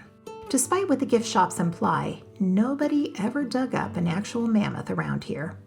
In 1878, a former Civil War general consolidated a handful of mining claims on a hill outside of town and called the operation the Mammoth Mining Company, banking on rumors that it held the largest bonanza outside the Comstock lode itself. Thousands of prospectors showed up within a year, but the riches never materialized. The company went bankrupt within 2 years, and a fire took out half the settlement not long after. The name outlasted the mine by about a century and a half. What actually kept this town alive afterward was something nobody was mining for: scenery. By the early 20th century, Bishop and Los Angeles families were already making the trip up just to fish and camp. And once a real road finally reached town in the 1930s, that slow trickle of summer visitors became the entire local economy. eventually joined by a ski resort that turned Mammoth into a year-round destination instead of a seasonal one. If you have the time, the easiest way to experience Mammoth without turning it into a full vacation is to drive the Lakes Basin route. From town, Lake Mary Road climbs into a chain of mountain lakes: Twin Lakes, Lake Mary, Lake Mamie, and Horseshoe Lake. The drive is short, but it packs in a lot: pine forest, cold water, and views that feel completely removed from the highway below. Twin Lakes is one of the first places you reach, and it's also one of the easiest to enjoy. Despite the name, Twin Lakes is really just one lake, pinched narrow enough in the middle that early visitors decided to call it two. It sits at the lowest point in the Mammoth Lakes Basin, with lava cliffs on one side left behind by old eruptions of Mammoth Mountain itself. And it's the only lake up here you can reach by car year-round. Twin Falls drops into it from Lake Mamie above. A couple hundred feet of white water tumbling over the rock, easiest to see in May and June when the spring snowmelt is running hardest. There's one more thing worth knowing about the water here. This is the headwaters of Mammoth Creek, the same creek that a dozen or so miles downstream picks up enough geothermal heat to become the boiling water we just saw at Hawk Creek. But right here, it's about as cold and clear as water gets. A short drive from the lakeshore, the same volcanic system that shaped this basin left behind something stranger than a waterfall: Earthquake Fault. Despite the name, no single earthquake made this. What you're looking at is a narrow crack in solid volcanic rock, up to 10 feet wide and roughly 60 feet deep, that opened sometime around 600 years ago, during the same stretch of volcanic activity that built the nearby Inyo Domes. Geologists today call it a fissure rather than a true fault, since the rock on either side never actually shifted, it just split apart and stayed split. The name stuck anyway.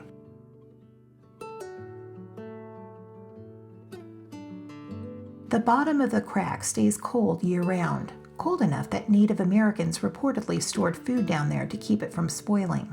And early pioneers later collected the ice that formed at the bottom each winter to make ice cream in the middle of summer.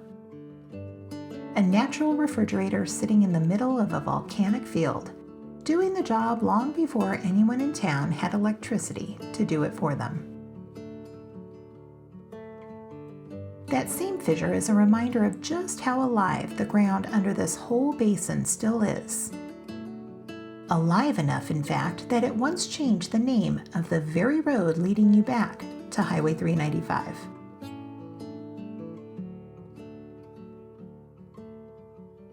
This pretty stretch of forest road has a less pretty original name. After a powerful earthquake shook Mammoth Lakes on Memorial Day in 1980, part of a swarm that included 4 separate magnitude 6 quakes, town officials built a second road out of town in case people ever needed to leave in a hurry. They called it, sensibly enough, the Mammoth Escape Route.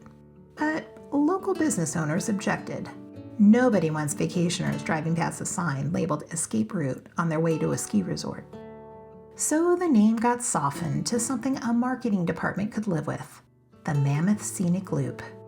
The earthquake behind all of this was serious enough that it set off concern the Long Valley Caldera, the same volcanic basin holding both Hot Creek and the earthquake fault, might be stirring back to life.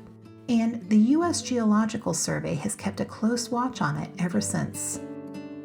The road itself winds through several miles of pine forest before reconnecting with 395, a quiet, scenic drive originally built for a reason that has nothing to do with scenery at all. Back on 395 and continuing north, our next detour trades volcanic hazard zones for a much gentler reputation. This stretch of the Sierra has been called something else entirely: the June Lake Loop. A detour off 395 here, Highway 158, loops through a horseshoe-shaped canyon carved by a glacier that split in two when it ran into a particularly stubborn piece of granite. The full loop runs a little under 15 miles end to end, and if you drive it straight through without stopping, it typically takes well under half an hour. But nobody actually does that because there are 4 lakes along the way, and each one is worth admiring.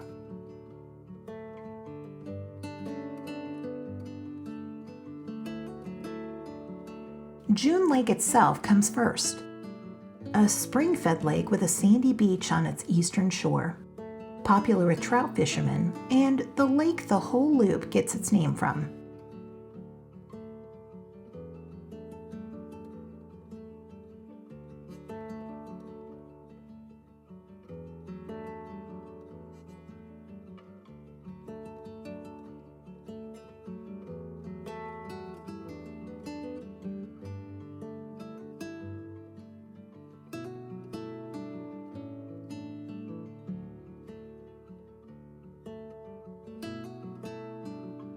Right next to it sits Gull Lake, smaller and, by local reputation, the warmest lake on this entire side of the Sierra for swimming. Continue around the loop and you'll reach Silver Lake, the most postcard pretty of the 4.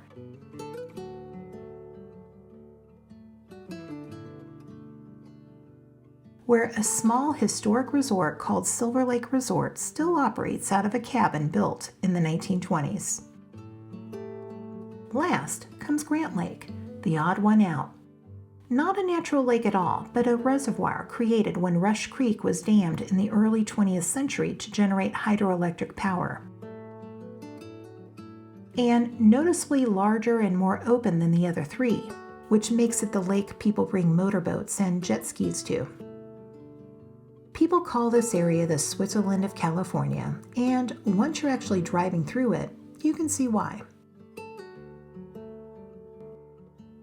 After Grant Lake, Highway 158 reconnects with Highway 395, but we're going to take the junction where Highway 120 meets 395, where you'll see a small monument that marks what looks, at first glance, like exactly what the sign says: the grave of an unknown prospector. But there isn't anyone actually buried here. According to local knowledge, no remains were ever found at this spot, and no specific person is interred beneath it. The monument was placed in 2003 by a group called E. Clampus Vitus, a fraternal historical society that has been installing plaques and markers across the old mining West since the gold rush, generally dedicated to the pioneers of Mono County whose actual final resting places, as the marker itself puts it, are known only to God. And yet, for years, people have left flowers and shoes at the site anyway, tending an empty grave as if someone specific were waiting underneath it. Maybe that's the more honest memorial. Plenty of real prospectors really did die out here, anonymous and unrecorded. And most of them never got so much as a stone to mark where they fell. This one, empty as it is, speaks for all of them at once.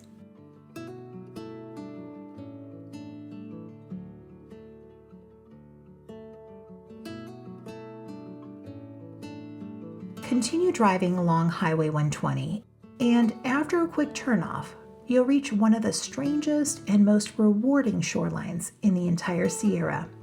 Get your camera ready for the Mona Lake South Tufa.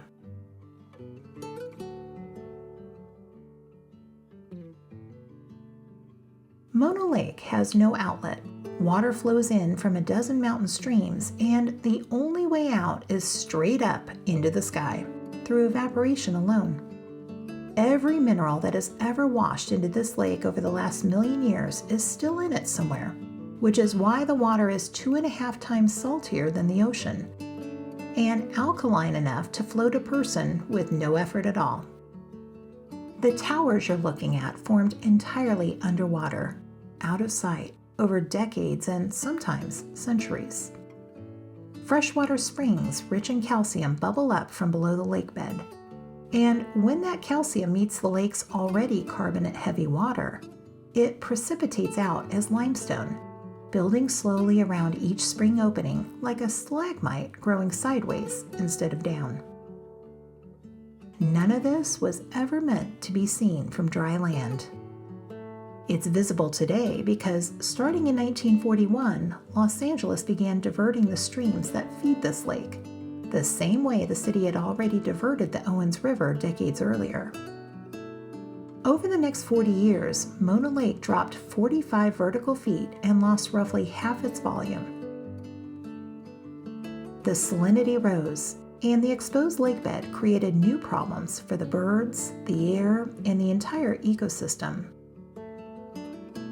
A land bridge formed out to Nejet Island, where thousands of gulls nested every year, and coyotes simply walked across it and wiped out the colony.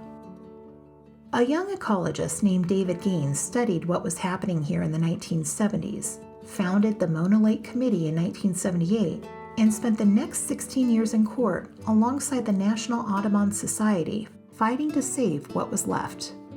In 1994, the state finally ordered Los Angeles to scale back and set a water level target the lake still hasn't fully reached even now, decades later.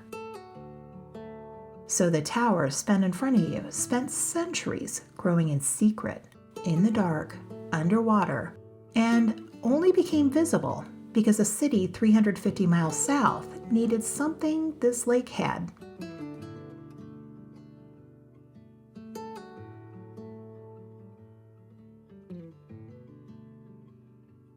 Just past the Tufa, Navy Beach earns its name from something that has nothing to do with boats. During the Cold War, the Navy ran a secret testing facility right on this stretch of shoreline through the 1950s and into the early 1960s, conducting what was officially logged as seismic testing before the whole operation was abandoned in 1962. Almost nothing physical remains of it today. What's left is a name and a quiet beach now used mostly for launching kayaks and canoes out toward the Tufa instead.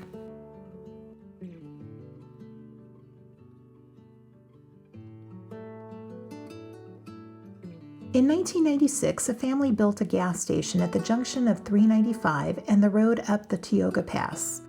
Drivers coming down that same steep pass would hit their brakes hard enough, right about here, that "Whoa, Nellie" became the obvious thing to call the place.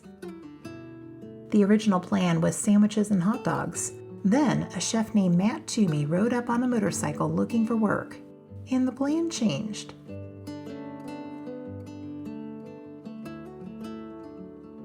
The menu changed to fish tacos, lobster taquitos, wild boar, and elk chops. The kind of food that got written up in the New York Times and named by Gourmet magazine as one of the 100 most interesting restaurants anywhere in the world. It is, in the end, still a gas station. But people just don't usually walk out of one having eaten better than they did the night before in the city they just drove up from.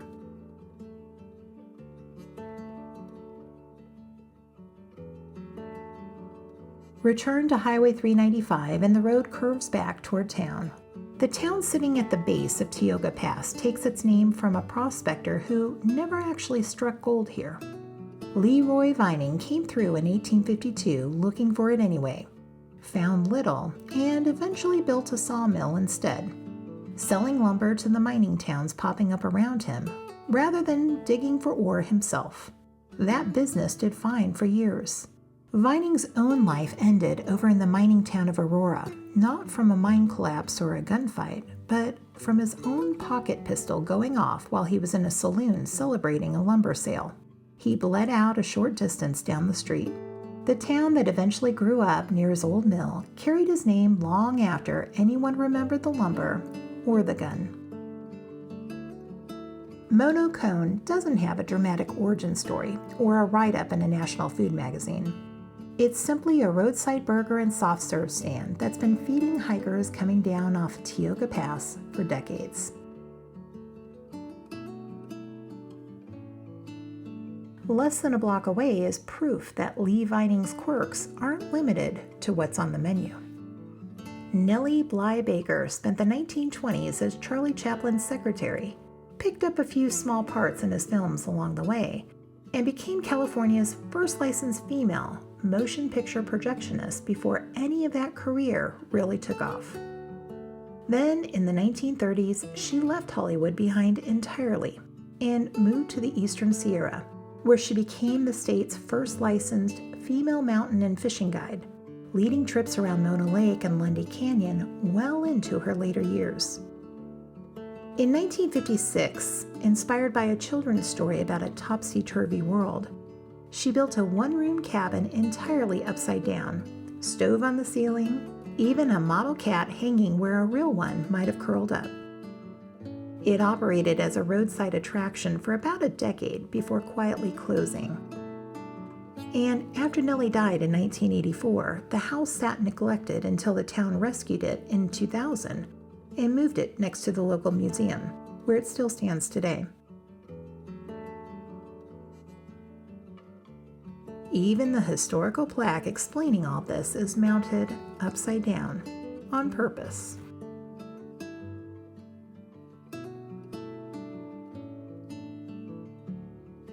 Highway 395 provides an expansive view of Mono Lake. The visitor center sits up on a bluff just north of Lee Vining, with windows that look straight down over the whole lake, the tufa, and the volcanic island sitting out in the middle of it. Inside, the exhibits focus on two directions. One explores the lake's biology, which sounds dry until you hear the actual numbers. No fish live in Mono Lake at all, but it supports trillions of brine shrimp and alkali flies, which in turn feeds something like 2 million migratory birds passing through here every year.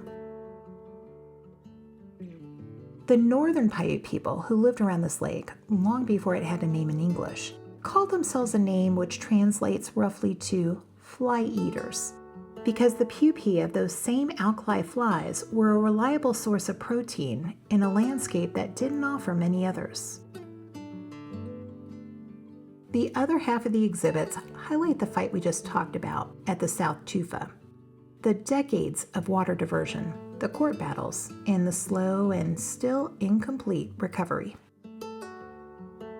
A small but well-curated gift shop completes the center. Step out back and you'll have the option to walk along the trails.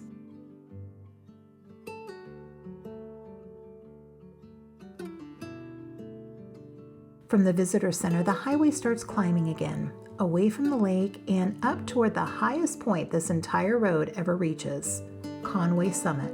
At 8,143 feet, Conway Summit is the highest spot on Highway 395 anywhere along its run.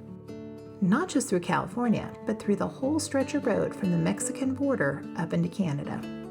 It's named for a man who came here looking for something steadier than what he'd left behind.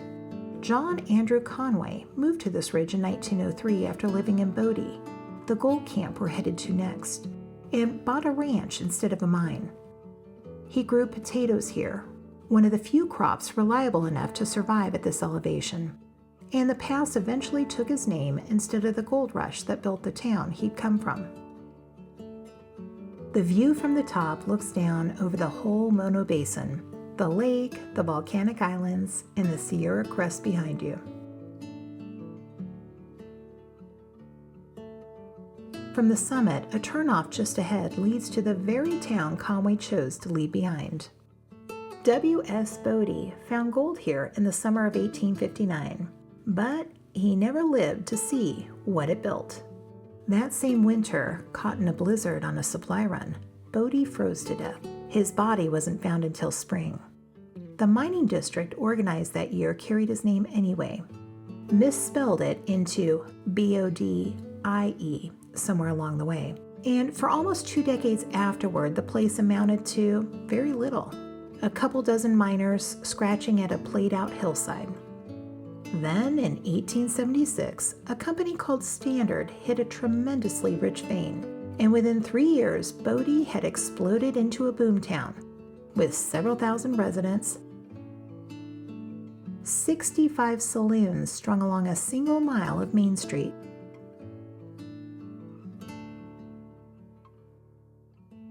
and a reputation ugly enough that the phrase, "a bad man from Bodie," became shorthand nationwide for someone you didn't want to cross.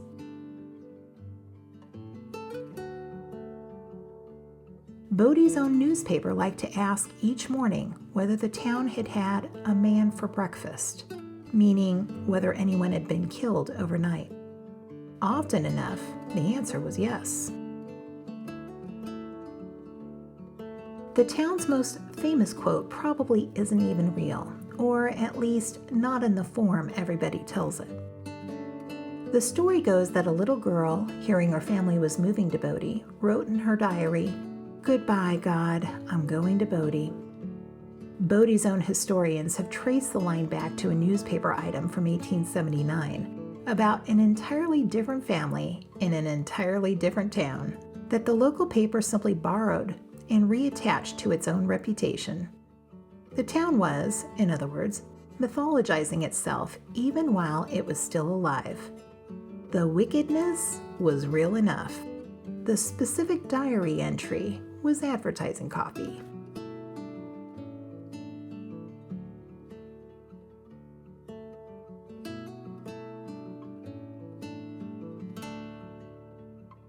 The gold started running out by 1880, and Bodie spent the next 60 years getting smaller in fits and starts.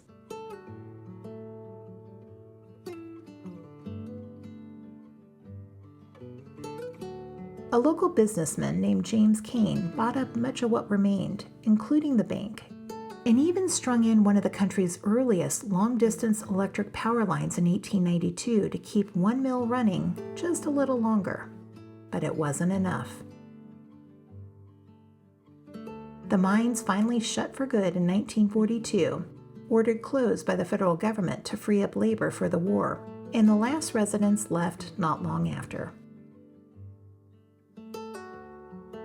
What's standing today is what they left behind.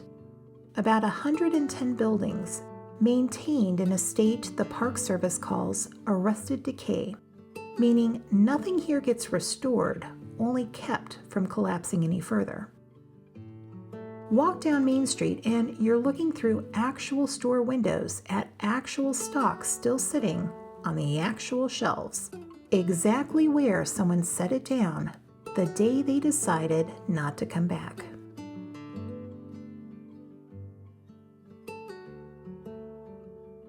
From a town where the cold killed its own founder, the road drops back down into the Bridgeport Valley and delivers you to the exact opposite kind of ground. Water that comes up out of the earth already boiling. Travertine Hot Springs.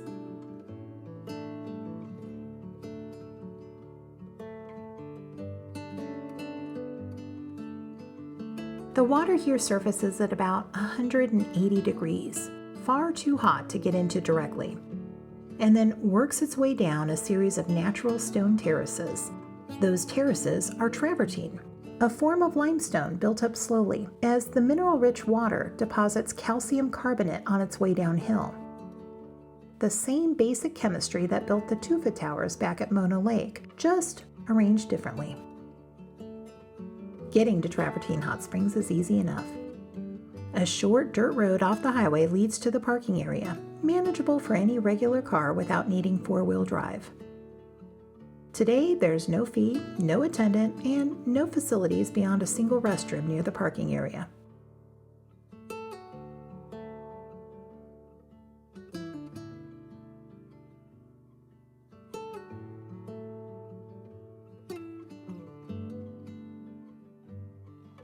And the soaking here is, by a long-standing local custom, clothing optional, which is worth knowing before you walk down that last stretch of trail.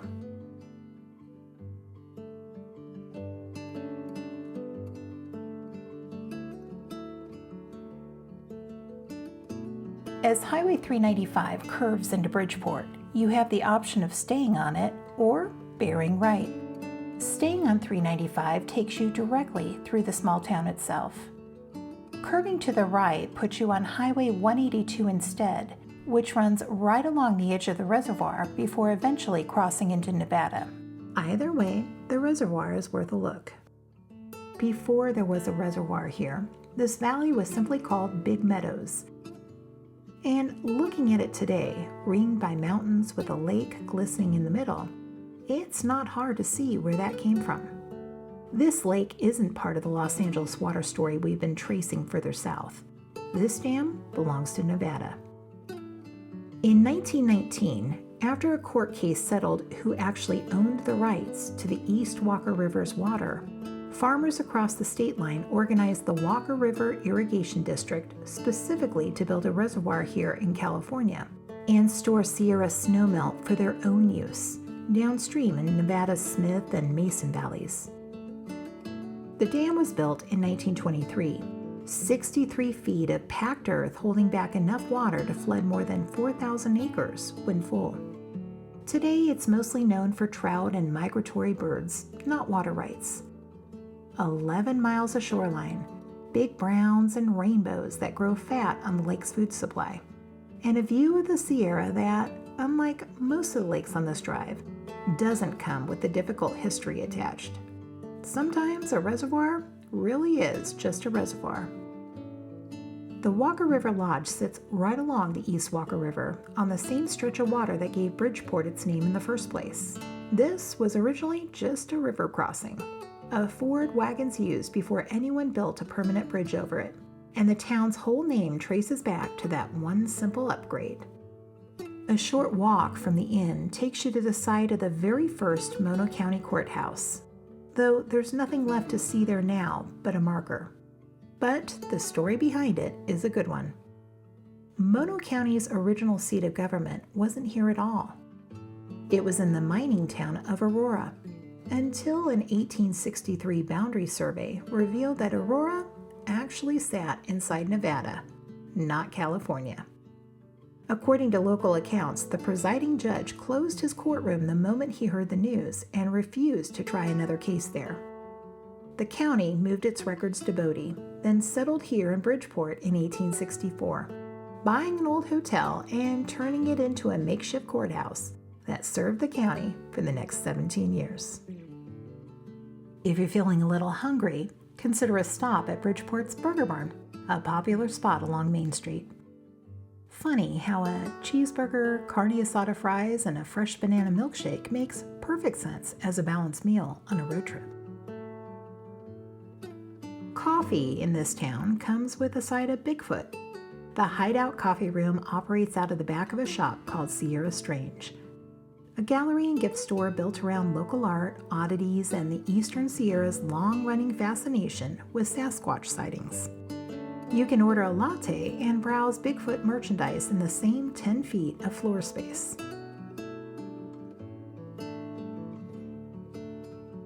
Those records that bounced from Aurora, Nevada to Bodie eventually found a permanent home just up the street, in a courthouse the county began building in 1880 and finished the following year. A white Italianate building with a granite foundation and redwood siding, fronted by a lawn and a wrought iron fence. The building cost a little over $30,000, and today, it's the second oldest courthouse in California in continuous use. The first case heard inside it in April of 1881 involved a man accused of stealing gold bullion from the Standard Company up in Bodie. He wouldn't be the last Bodie case this courthouse handled. For decades, every bad man from Bodie who actually got caught ended up walking through these doors.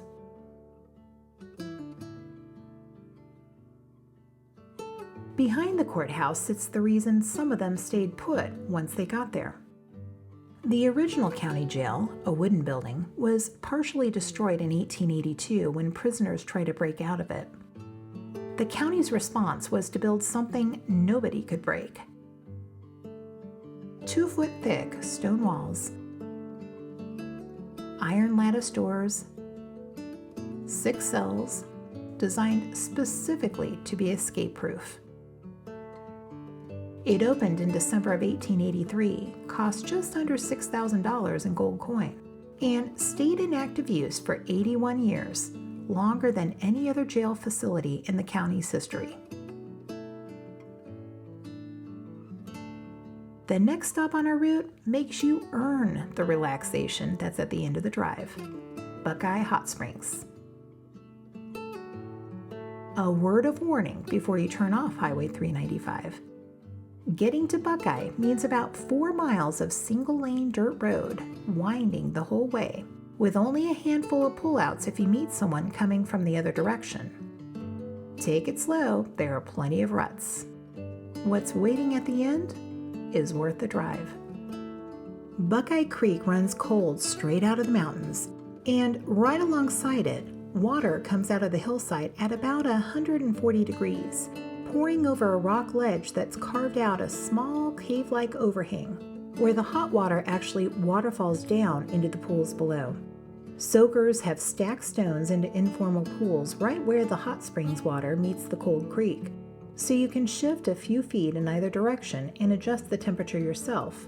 No faucet required. If the downhill hike to the creek isn't something you want to make, there are additional pools built right near the parking lot, fed by the same source. No walk required.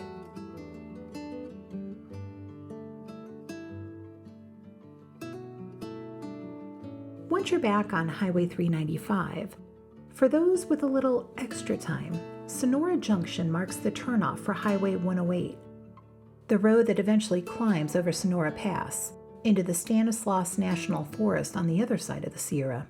But you don't need to drive the whole pass to make this detour worth it. The road runs directly alongside the Marine Corps Mountain Warfare Training Center at Pickle Meadow, a base that's been quietly preparing Marines for combat in cold, high terrain since 1951. It exists because of a hard lesson learned in Korea, where Marines caught fighting through a brutal mountain winter in 1950 were dangerously unprepared for the cold. In its very first winter of operations here, more than 23,000 Marines passed through training in this one remote meadow. The same base trained troops bound for the mountains of Norway during the Cold War, and more recently for Afghanistan. The base itself is closed to the public, but the hillside above it is clearly visible from the road. But that's not our stop. A little further, you'll drive through Leavitt Meadow, named for Hiram Leavitt, who brought his family over the same pass in the 1860s and built a small hotel and way station right on the riverbank to serve travelers crossing the Sierra. He eventually grew tired of running it and moved his family down to Bridgeport instead. From there, the road climbs a steep grade up to the Leavitt Falls Vista Point, a wooden platform looking out over both the waterfall and the meadow below.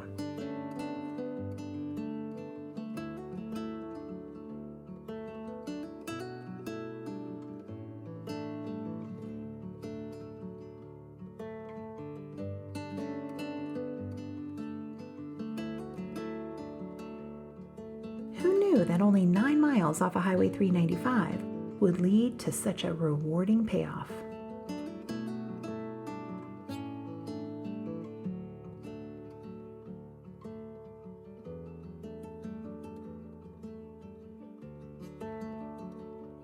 Heading back north on Highway 395, you'll notice the scenery changes yet again. And for the next several miles, you're driving right alongside the West Walker River. This is my favorite part of the drive. Both the East and West Walker Rivers carry the name of Joseph Redford Walker, a mountain man and scout who helped chart a route across the Sierra in the 1830s that later became part of the California Trail. The West Walker starts high above Leavitt Meadows, follows Highway 108 down off Sonora Pass, then bends north to run alongside 395 for several miles, where it eventually reaches Topaz Lake.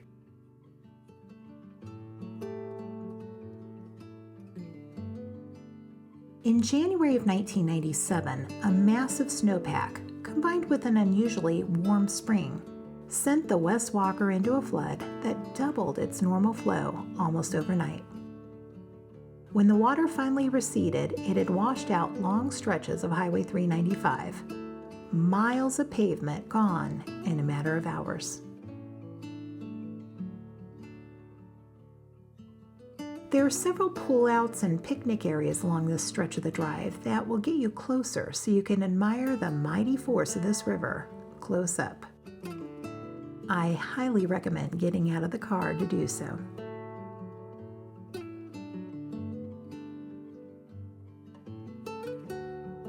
Soon the highway parts with the river and curves into town. Walker is small enough that you could easily miss it by glancing down at your phone for a few seconds, but it has a highly worthwhile reason to stop. Walker Burger.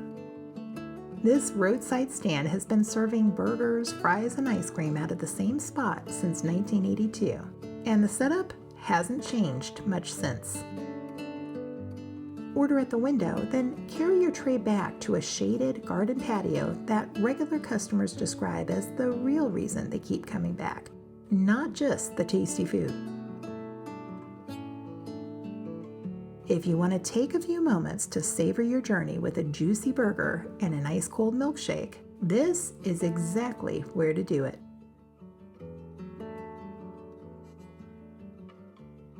Belly's full, it's time to head back out on the road, and within minutes you'll reach Colville. There's not much reason to slow down for the town itself, just a quick drive through a small Antelope Valley community. But keep your eyes on the rock formation rising up along the west side of the highway just south of town, known locally as Centennial Bluff. The name comes from the 4th of July in 1876, the nation's 100th birthday. 3 local men hauled a wood pole all the way up to the summit, wedged it into a crevice in the rock, and raised the American flag there in front of the whole valley below. The hill has carried that name ever since.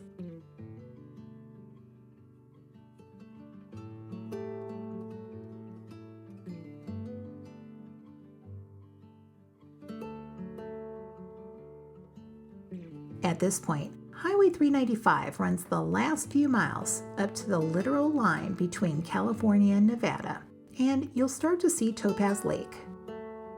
Before anyone called it Topaz, this lake went by a far less flattering name, Alkali Lake. A Nevada cattle rancher named Thomas Rickey, known locally as the Cattle King, had been damming and expanding the basin since the early 1900s to irrigate his ranch land downstream. And by the early 1920s, the operation running it needed a name that sounded like somewhere people would actually want to visit, not somewhere alkaline and uninviting.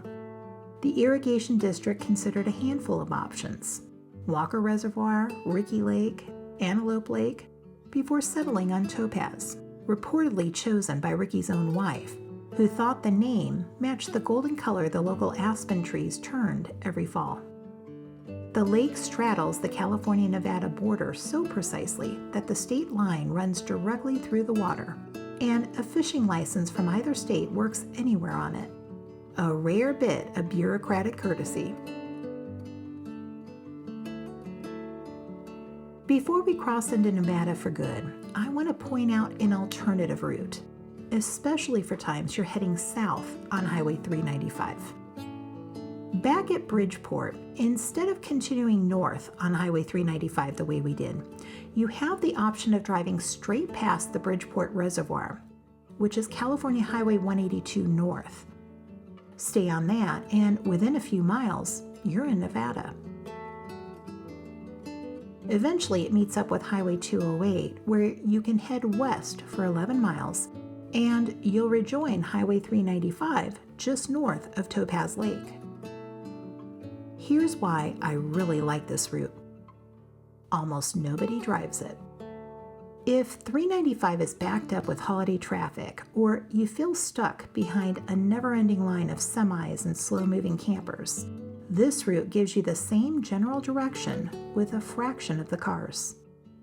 The trade-off is that you give up one of the most picturesque stretches of highway on the entire route, where the road hugs the West Walker River. However, because you don't see as much of the river on the southbound side of Highway 395, I think the detour is a fair trade-off. And it's also quite beautiful. Coming from the Topaz Lake area, this detour starts on Nevada 338, which becomes California 182 once you cross back into the state. The East Walker River runs alongside you through open ranch land in the Sweetwater Mountains, with plenty of turnouts where anglers pull off to work the water. As you get closer to Bridgeport, the river leads you right up the base to the Bridgeport Reservoir Dam, where cold, oxygen-rich water released from the bottom of the reservoir has turned the stretch just below it, nicknamed the Miracle Mile, into one of the most productive trout fisheries in the entire state. It's also, historically, the tail end of a migration that doesn't happen anymore. Cutthroat trout once swam nearly 140 miles up from Walker Lake in Nevada to spawn in these exact headwaters, before dams further downstream closed that route for good. Here's my recommendation. If you're driving southbound and traffic is heavy coming down out of Nevada, take the 182-338 detour. But if you're heading north, the direction we've been traveling this whole video, stay on 395. That's the direction that actually shows you the West Walker River at its best. I just mentioned that the cutthroat trout used to migrate up the East Walker River, but can no longer do that because of dams. Our next stop, the Lahontan Fish Hatchery, near Gardnerville, Nevada, is doing its part to help this species make a remarkable recovery.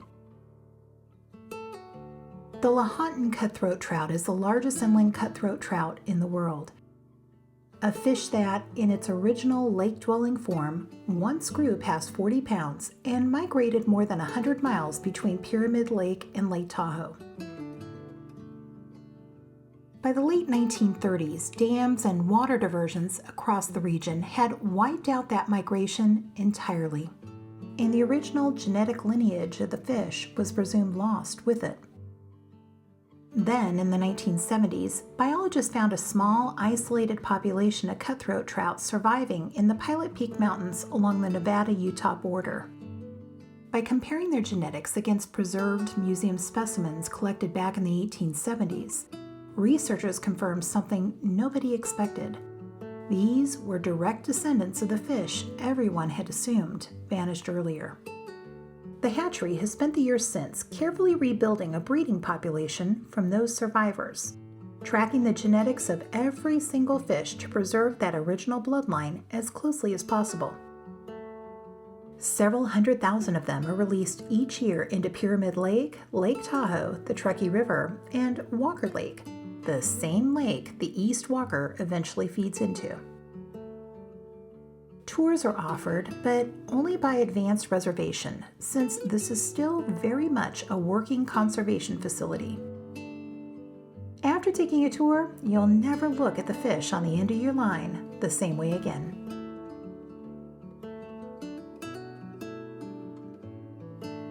Gardnerville and its neighbors share more than a valley. They share a main street that runs almost seamlessly from one town into the other.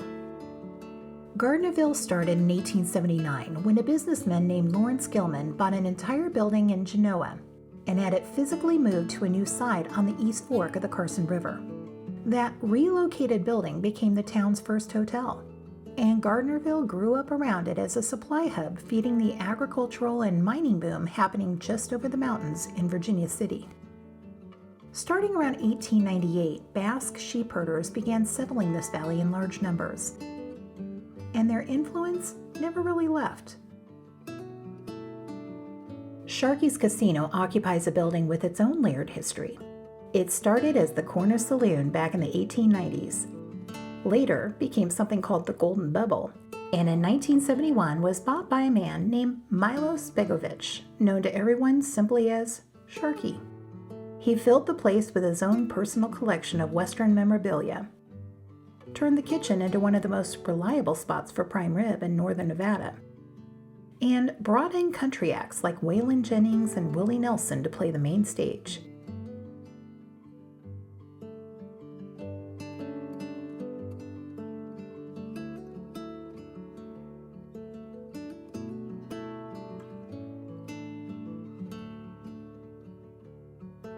Sharkey ran the place for 30 years before selling it in 2002, and the casino has carried his name ever since.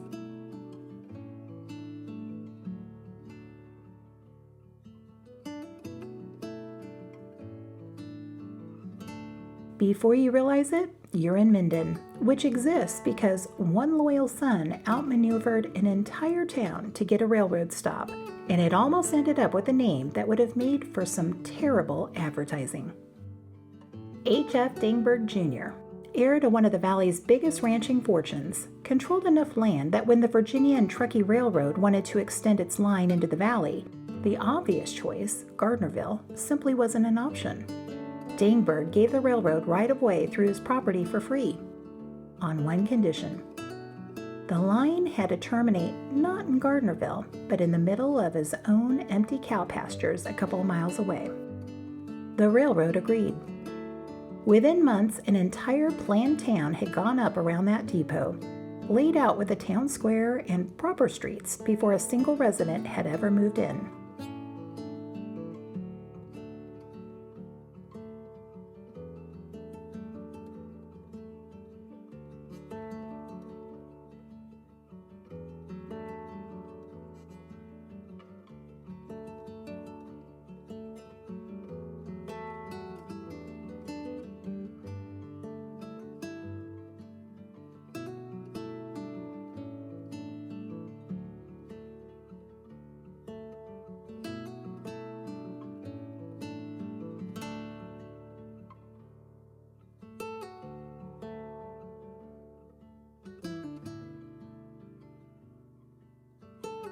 Dingberg originally wanted to name the place Halle, H-A-L-L-E, after his father's birthplace in Germany. The railroad talked him out of it, worried that American passengers would hear the name and assume they were buying a one-way ticket somewhere considerably less pleasant. They settled on Minden instead, another German town with family ties, and the name stuck.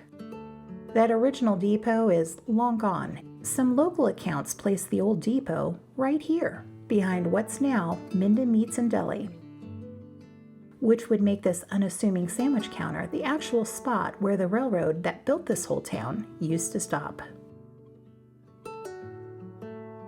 Whether that's exactly true or not, the deli is worth a stop on its own account, with a selection of burgers and tri-tip sandwiches made to order. Mammoth Brewing Company root beer is available on tap, as well as something a little stronger for those 21 and older. A different kind of hot springs with quite a history is located just a few miles off of Highway 395 down the road. David Wally started charging 50 cents a bath here in 1862 for water bubbling up naturally at the base of these mountains. Within a year, he and his wife Harriet had built something much bigger than a roadside soak. A 40-room hotel, 11 bathrooms, a full ballroom, and a staff that included a resident physician and masseur. It worked. Pony Express riders running a route that passed right by the property stopped here to soothe themselves after long stretches in the saddle.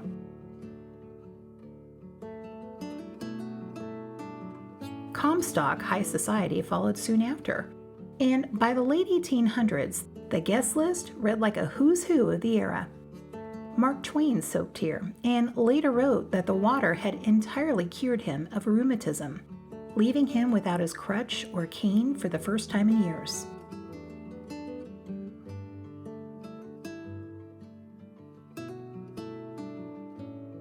David Wally died in 1875.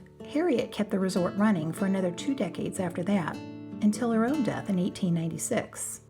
The resort changed hands several more times after that, and in the 1920s, a fire took almost everything, leaving only a stone cellar, 1 building, and a handful of cabins standing.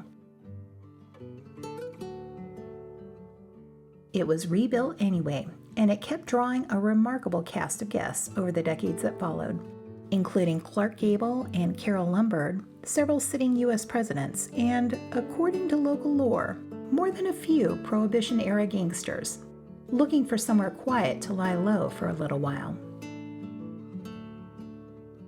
These days, the resort operates as a Holiday Inn Club Vacations property, which throws some people off since timeshare makes them assume they need to own one to stay there. You don't. Anyone can book a room here the same way you'd book at any other hotel. We've stayed here several times over the years, and the rooms have always been clean, comfortable, and the perfect home base for exploring the surrounding area.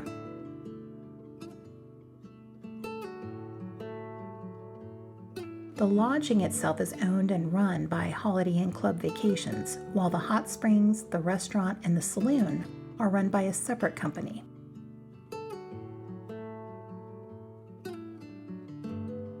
Wally's sits close enough to Kingsbury Grade that Lake Tahoe is an easy add-on to the stop. Roughly 30 miles of driving from here to the South Shore.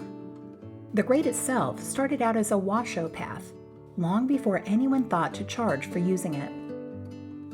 Two brothers, David and A.B. Kingsbury, turned it into a proper 16-foot wide wagon road in 1860, then started charging tolls the following year. 50 cents for a man on horseback, $2 for a horse and buggy. A.B. Kingsbury never got to enjoy much of that toll money. He was killed in an avalanche on the same mountain the road climbs, just a year after it opened. But today, it's a quick route up to one of the most beautiful lakes in the world.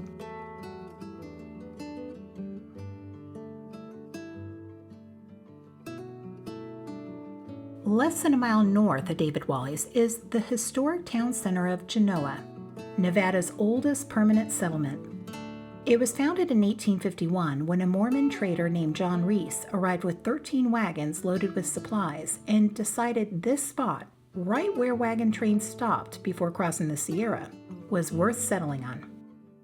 He reportedly paid somewhere between $15 and $20 for the land, first to a man named Moore, and then again to a Washoe leader named Captain Jim, just to make sure nobody could dispute the purchase later. The settlement started life as Mormon Station, became Genoa a few years afterward, and for a brief stretch in 1861 even served as the first capital of the Nevada Territory before that role moved on to Carson City. Walking down Main Street today, most of what you're looking at is truly old, not reconstructed for effect. The town still holds on to that frontier scale, low wooden buildings, a handful of blocks you can cover on foot, with the Sierra rising directly behind it.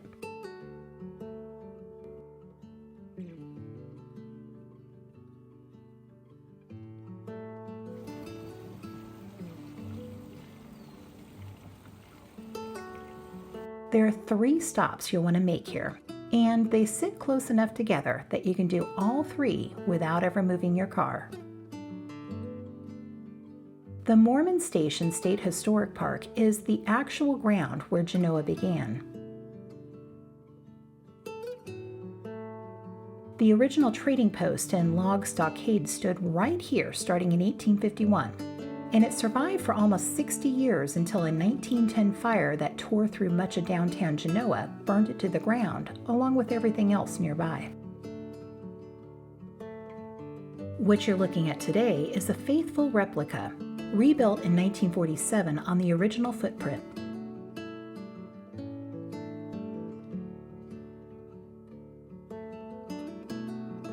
Inside is a small museum covering the trading post's earliest years.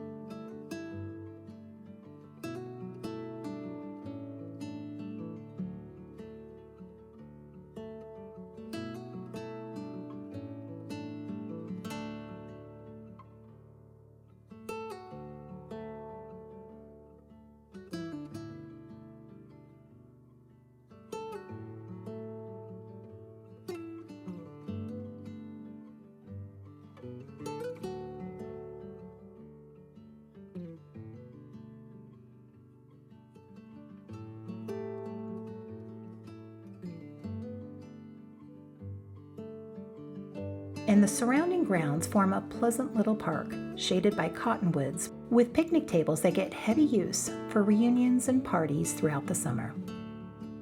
This park is well worth seeing. The Genoa Courthouse Museum is located directly across the street, This building actually served as Douglas County's courthouse from 1865 to 1916, and then the county seat moved to Minden. After that, the building spent about 40 years as the local school before finally reopening as a museum in 1969.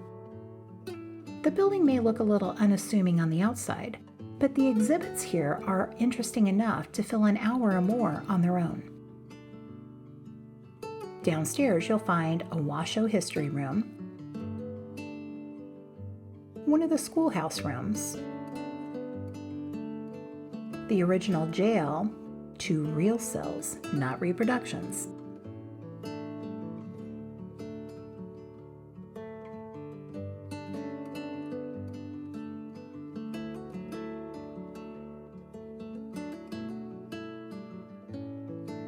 along with a blacksmith shop.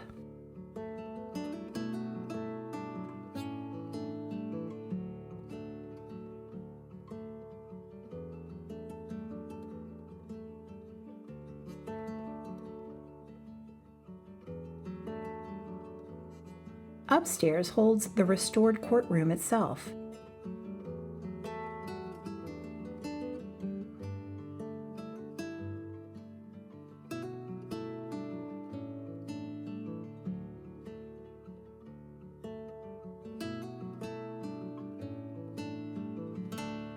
You'll also find the museum's Snowshoe Thompson exhibit. Starting in 1856, a Norwegian immigrant named John Thompson, known to everyone simply as Snowshoe, began carrying mail solo across the Sierra between here and Placerville, 90 miles each way, on a pair of handmade 10-foot skis, through snowdrifts deep enough to bury a man standing upright. He did this for 20 years, through blizzards that closed the passes to everyone else, hauling 50 to 100 pounds of mail on his back and living on little more than dried beef and crackers along the way. For long stretches of Sierra winter, he was this valley's only connection to the outside world. Another exhibit traces the origin of the town's biggest annual event, the Genoa Candy Dance. It started in 1919, dreamed up by a local woman named Lillian Virgin Finnegan as a way to raise money for the town's streetlights, and it has run every September since. A weekend arts and crafts fair with hundreds of vendors, capped off by an actual dinner and dance Saturday night. The candy part isn't a metaphor. Volunteers still hand make and sell nearly 2 tons of it every single year, and the proceeds fund the town's government to this day. In 2019, on the event's 100th anniversary, the town unveiled a bronze statue of Finnegan, lit by one of the original streetlights her own candy money paid for almost a century earlier. But not everything here is quite so admirable. In 1897, a Douglas County jury convicted a man of murder, and before the law could finish its work, an angry mob pulled him out of one of those same jail cells and hanged him from a tree a quarter-mile away. Locals still refer to it as the darkest day in Nevada history. That tree is still standing just down the road.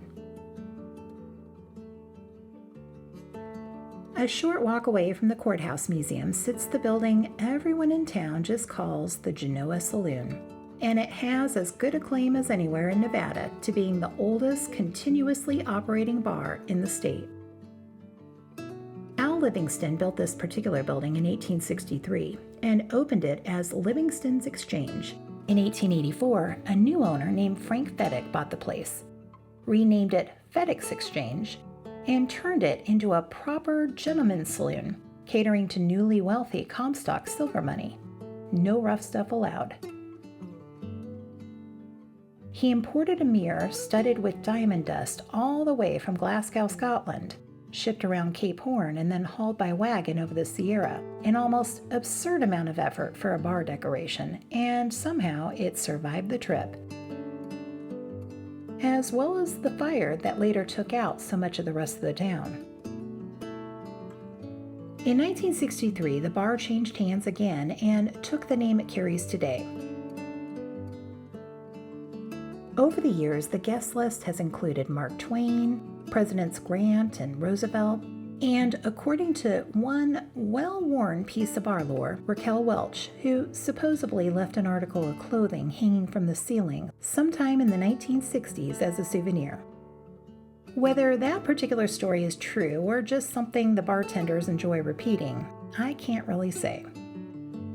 What's certain is that you can still walk in today, order a drink at the same bar all of them did, and decide for yourself whether the place has earned its reputation.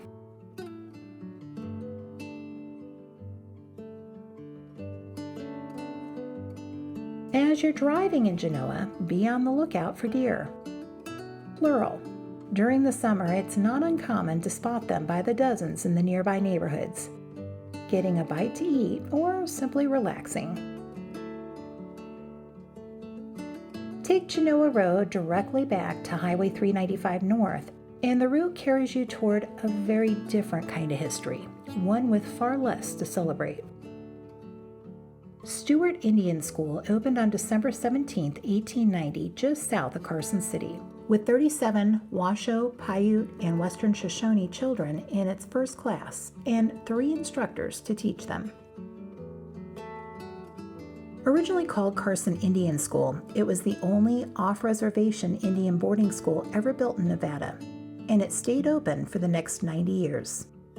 For the first 40 years, the school existed to do exactly what federal policy at the time demanded: strip Native children of their language and their culture, and remake them into something the government considered more acceptable. Many children didn't choose to come here. Some students were simply picked up and taken away, with parents left not knowing where their own children had gone. Over its 90 years, roughly 30,000 children passed through Stewart, representing more than 200 tribal nations across the Great Basin and beyond.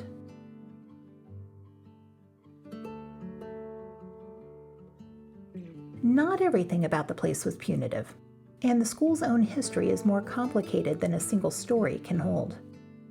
Starting in 1919, a new superintendent named Frederick Snyder brought in Hopi stonemasons to teach Stewart students an actual trade, training them to build with colored native stone quarried right out of the Carson River. The students built all 65 stone buildings still standing on this campus themselves.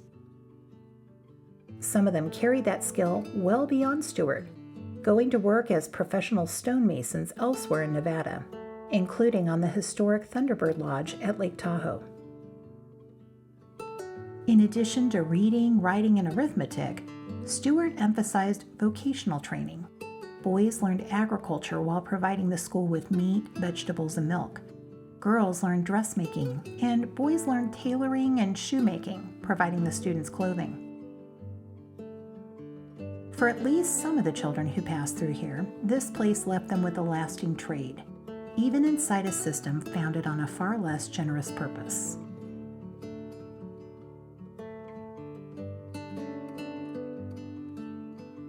The cemetery across the street from the campus holds the harder part of the story. More than 170 marked graves sit there, along with an estimated 200 more with no marker at all, roughly half of them children. Disease moved fast through the school's crowded dormitories. Outbreaks in Russian flu in the 1890s and Spanish flu in 1919 each took several children within the same year. The federal government opened an investigation into unmarked graves at Indian boarding schools nationwide a few years ago, and Stewart Cemetery, with all those names nobody ever recorded, is part of that ongoing review.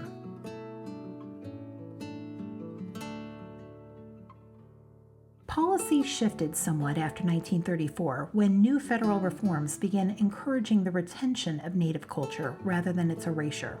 And by its later decades, Stewart had become something closer to an ordinary high school that students actually chose to attend. It closed for good in 1980 due to federal budget cuts and a campus that no longer met earthquake safety codes.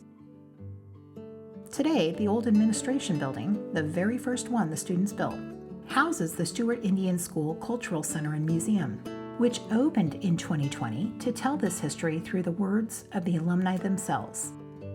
A free self-guided audio tour of the grounds is available anytime, narrated by former students describing what the campus looked and felt like when they lived here.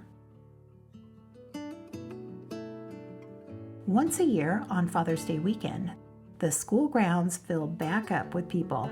A powwow with dancers and native arts and crafts, a celebration of cultural traditions that triumphed over the challenges once faced.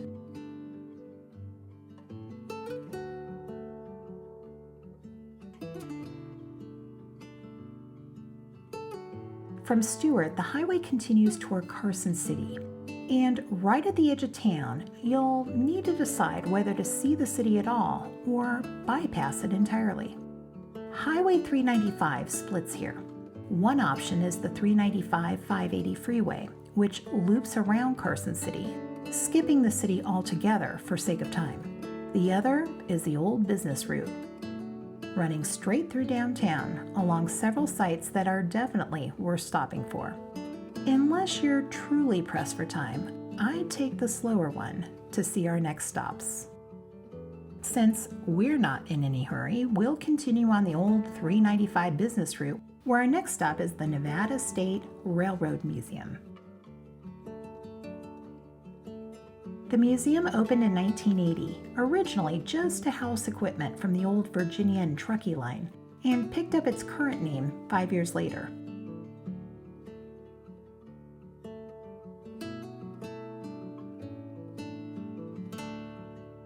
What's inside is a collection of several locomotives and rail cars, some fully furnished and running, others left exactly as they were found. Some spent a second career in Hollywood after the V&T itself shut down in 1950.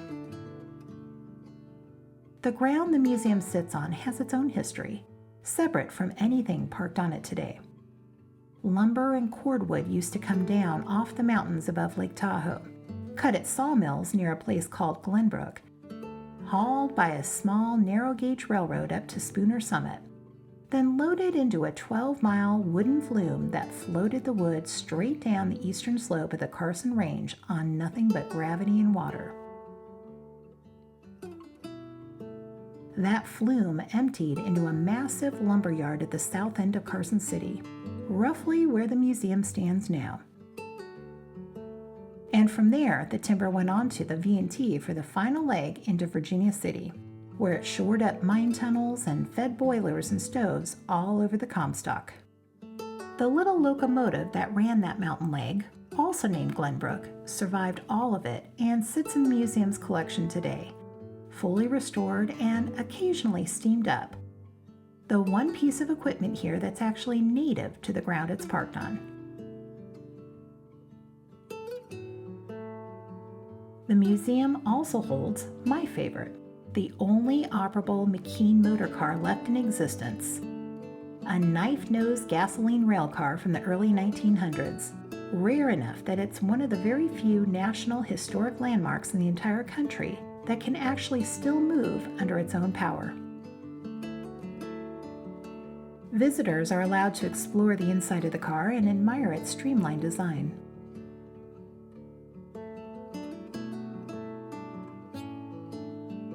On weekends through the tourist season, the museum runs train rides on the original equipment, along with handcar rides for kids.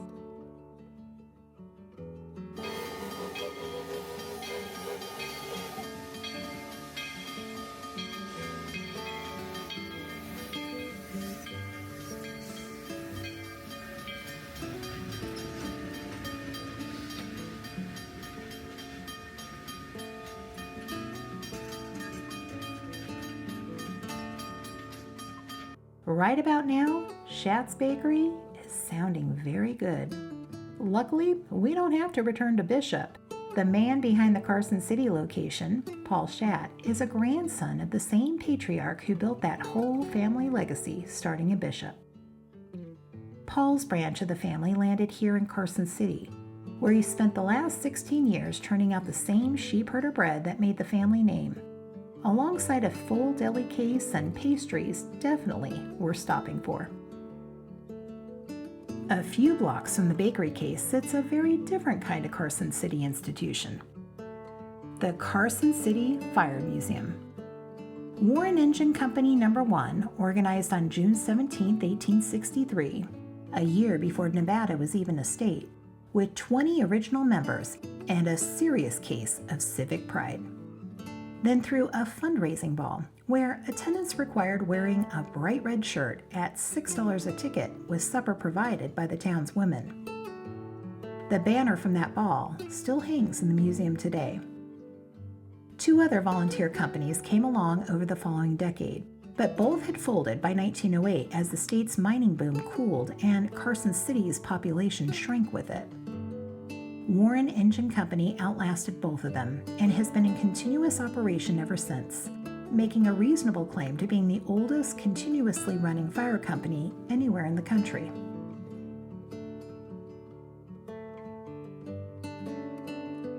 The museum itself sits inside the working fire station on South Stewart Street, free to walk into, mostly staffed by volunteers, some of whom are second or third generation members of the same company. The collection includes the original 1847 hand pump engine the founders bought, several horse-drawn hose carts, and a 1927 Seagrave fire truck that still runs well enough to be the only motorized vehicle that has appeared in every Nevada Day parade since the event started. It's a small museum, the kind you could entirely miss if you weren't looking for it, preserving the history of a fire company that's been protecting this town continuously for more than 160 years, even if the building it's housed in today is a good deal younger than that.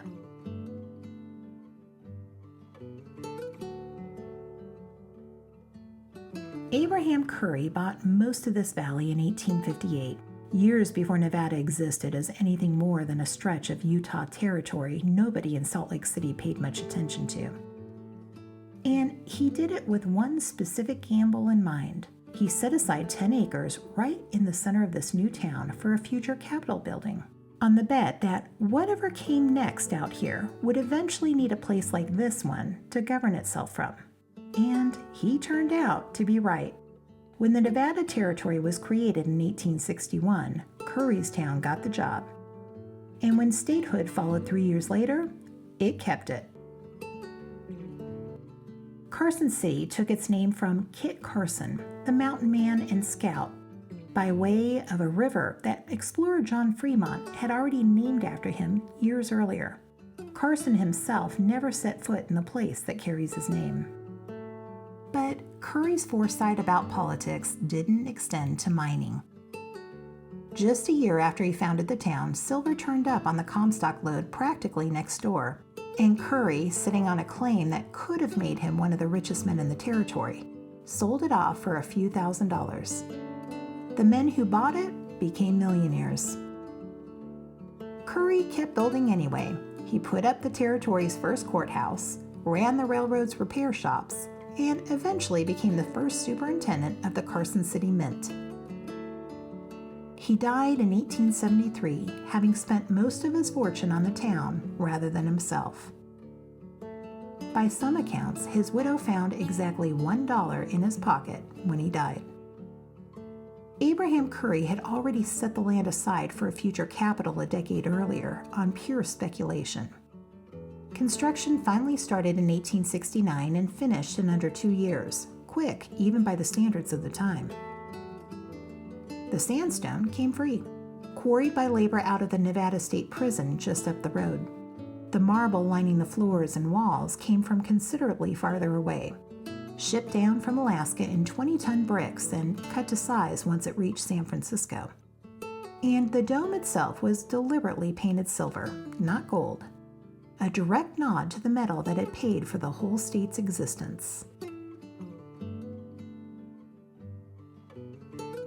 For more than a century, this one building held all 3 branches of Nevada's government under a single roof. The Supreme Court didn't move out until 1937. The legislature stayed until 1971. Today, it's mostly the governor's office, along with a very interesting museum on the second floor detailing how Nevada actually became a state.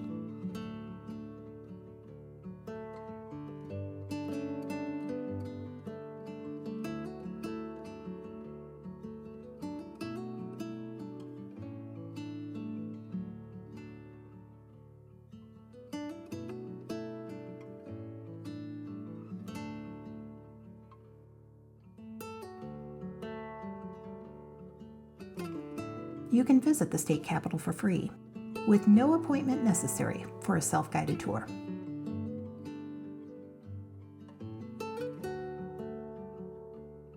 Just across the street, about 3 blocks down the road, this building, currently housing the Nevada State Museum, was the actual United States Mint in Carson City, operating from 1870 until 1893.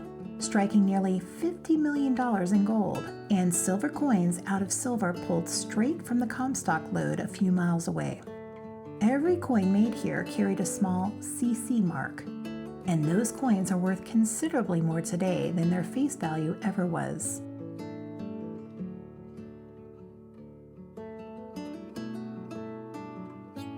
An 1873 dime from this exact mint, one with no arrows on the design, the only one of its kind known to exist, sold at auction in 2012 for $1.8 million.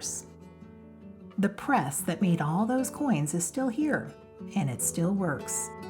Coin press number 1 was built in Philadelphia, then shipped by sea down to Panama, hauled across the isthmus by rail before there was ever a canal to cut through it, put back on a ship to San Francisco, carried by rail to the brand new town of Reno, and finally dragged the rest of the way to Carson City by wagon, a 6-ton steam-powered machine that crossed an entire continent in pieces just to get here.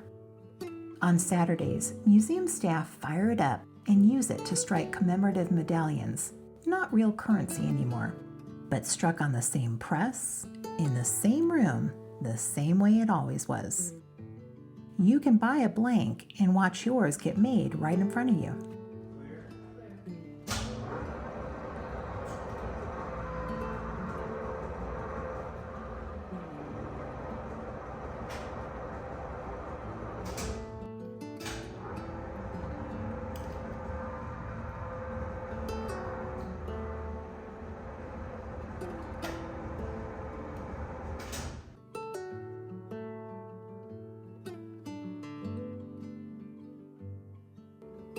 Downstairs in 1950, the museum built a full walk-through recreation of a Comstock-era mine, funded largely by a $50,000 gift, and donated mining equipment from companies that had actually worked these hills.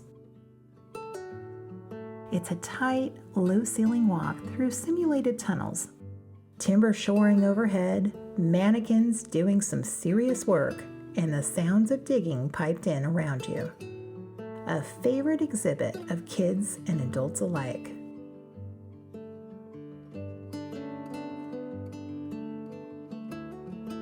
Right alongside it sits a fully reconstructed ghost town from the same era. The Natural History Wing holds a Colombian mammoth skeleton pulled out of the Black Rock Desert, one of the largest ever found in North America.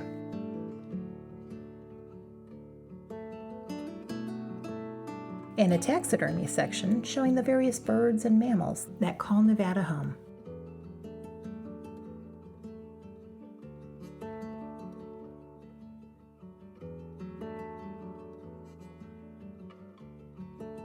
The museum also has an exhibit dedicated to Nevada's gambling history, lined with antique slot machines going back to the earliest days of legal gambling in the state.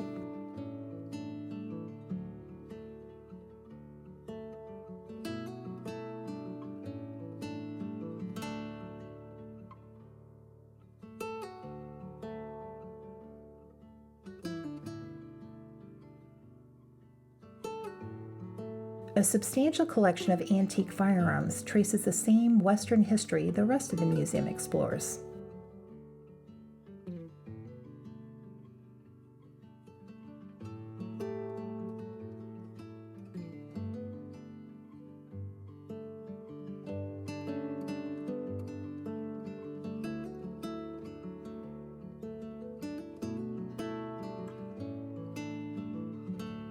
This museum is well worth a visit. Plan on about 2 hours here, more if you want to actually read everything.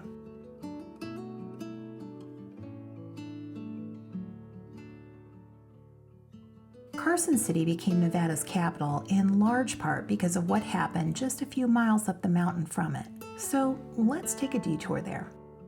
From Highway 395, exit Highway 50.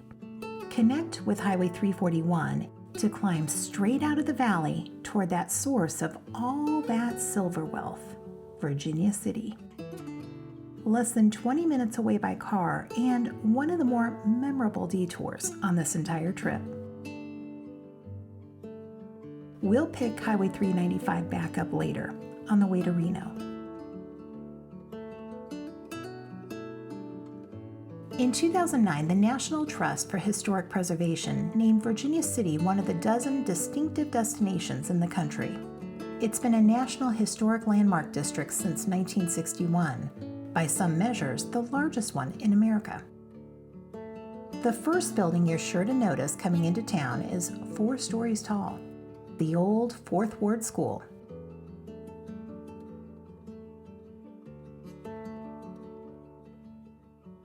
Built in 1876 and designed in the ornate Second Empire style by a local architect named C.M. Bennett, the Fourth Ward School held more than 1,000 students at a time, with indoor plumbing and running water on every floor.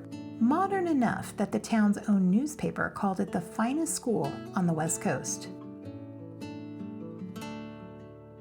It closed in 1936, sat empty for 50 years, and reopened as a museum in 1986.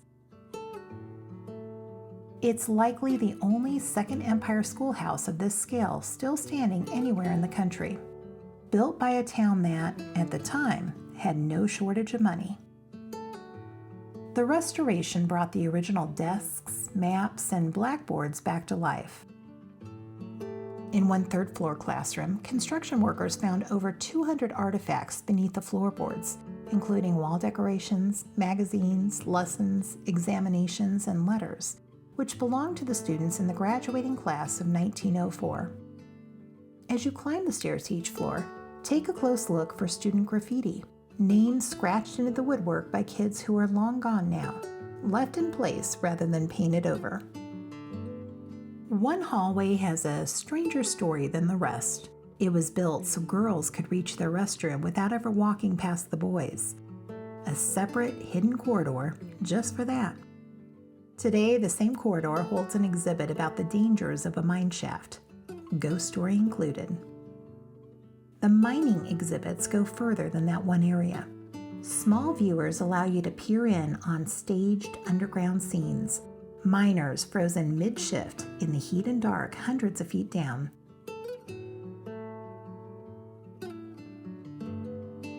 Alongside actual ore pulled from the hills just outside.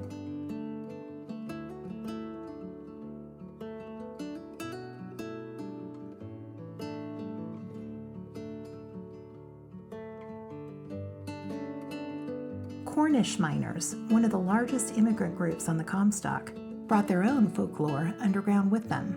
A spirit called the Tommyknocker, blamed for stolen goods and missing lunches, but also credited with knocking a warning before a cave-in.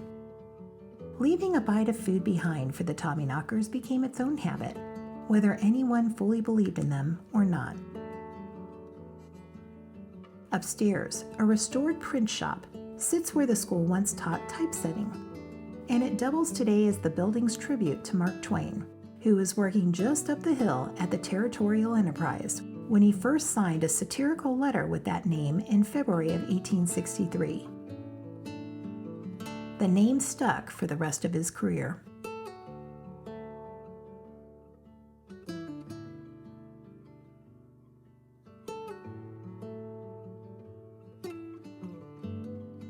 This is a great museum, and it seems like the exhibits get better and better every time I visit it.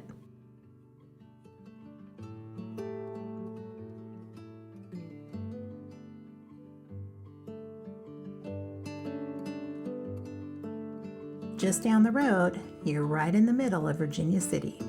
C Street is the spine of the town, the same row that's been standing since the 1860s and 70s.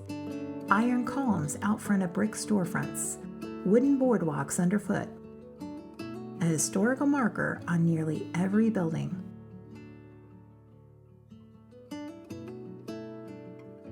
Some of what's inside is kitsch, and some of that is in buildings old enough that the floor itself is the artifact.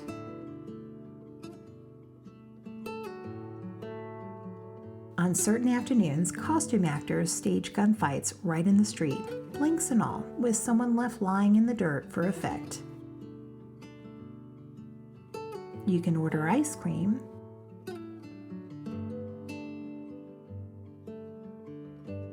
or a drink at almost any saloon on the block.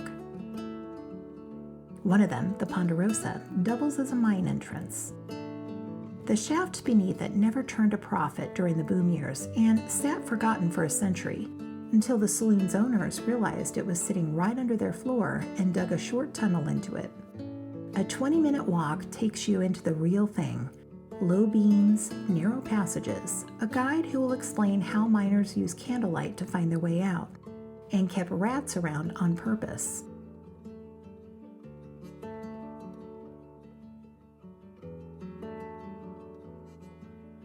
The Washoe Club opened as a private retreat for the Comstock's wealthiest men, nicknamed the Millionaires Club, with its own stock ticker telegraph, so members never had to leave the bar to check their investments.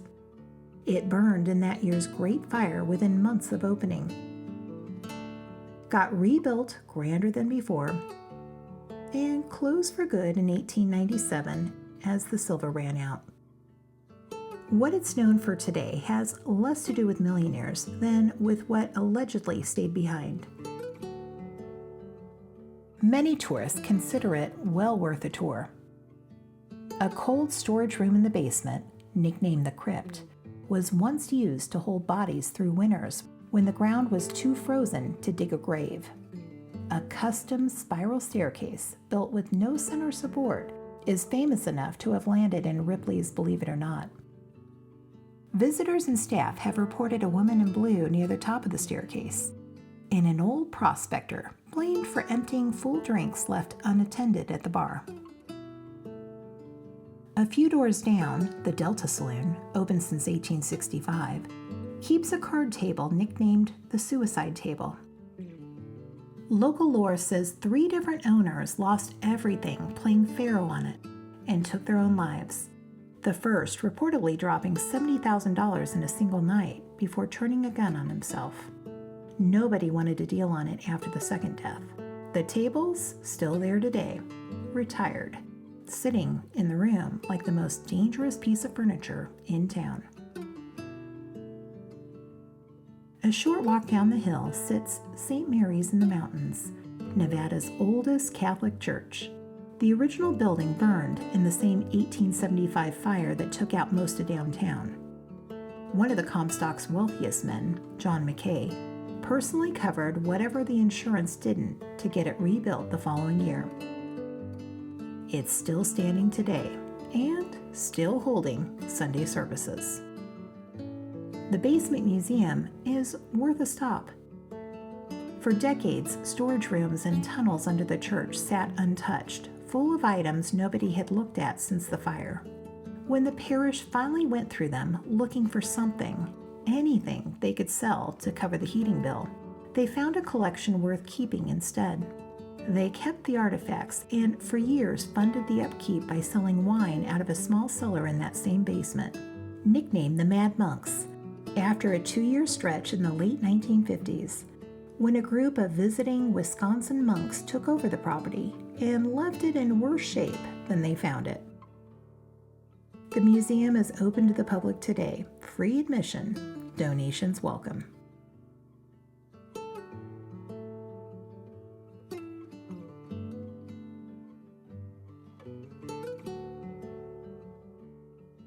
If you'd like to see these hills the way the miners actually moved through them, the Virginia and Truckee Railroad still runs steam trains out of the original depot, a 35-minute round trip down to Gold Hill and back.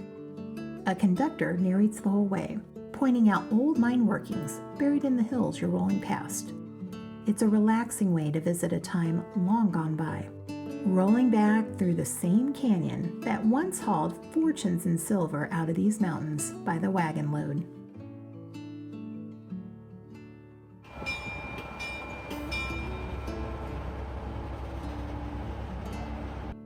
Another detour follows the Comstock story from a different angle entirely, focusing not on the silver itself, but the water that nearly buried it. It's time to head back down the hill towards Dayton and tour the Sutro Tunnel.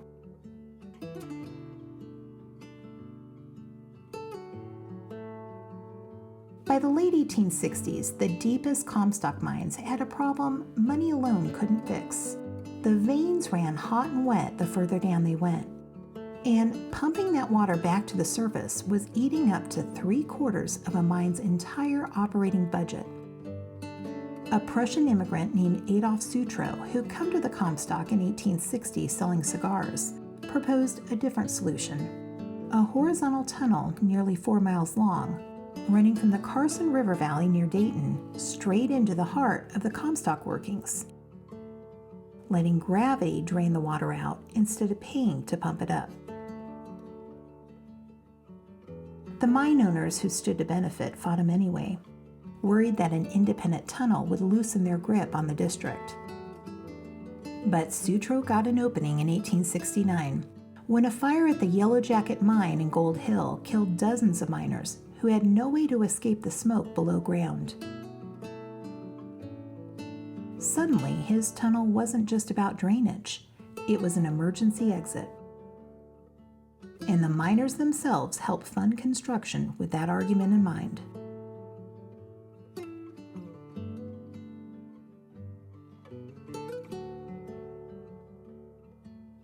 It took 9 years to dig. The tunnel finally connected to the Savage Mine in 1878, intersecting the Comstock's deepest veins at 1,600 feet down, capable of draining several million gallons of water a day.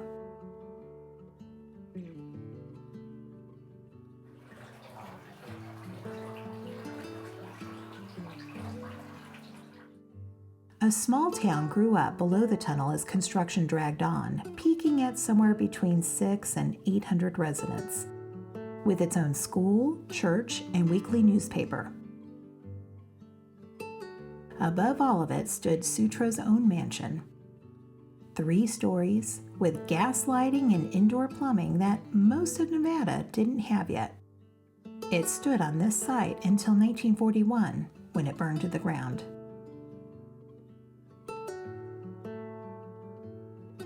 By the time the tunnel was finally finished, the richest ore in the Comstock had already been pulled out, and the boom that justified building it in the first place was already winding down. Sutro didn't stick around to find out how it played out. He sold his shares within a year for roughly $1 million, moved back to San Francisco, and used that money to build the Sutro Baths and the Cliff House before eventually getting himself elected mayor.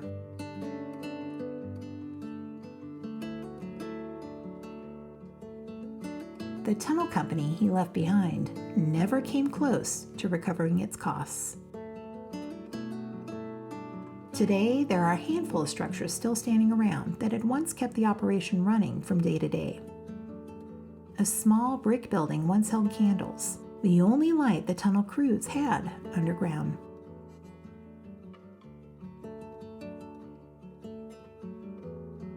Mules hauled ore cars in and out along tracks laid the length of the tunnel, stabled in a barn that still has the original tack hanging inside.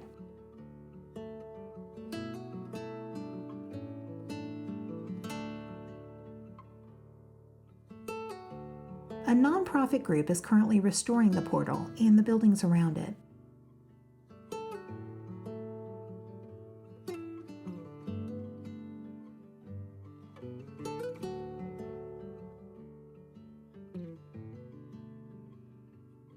And excellent guided tours run seasonally.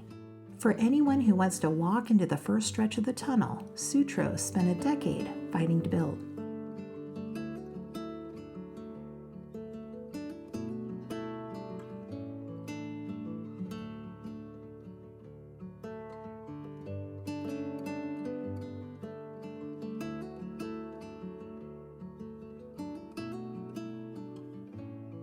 Now it's time to make our way back down to Highway 395 North.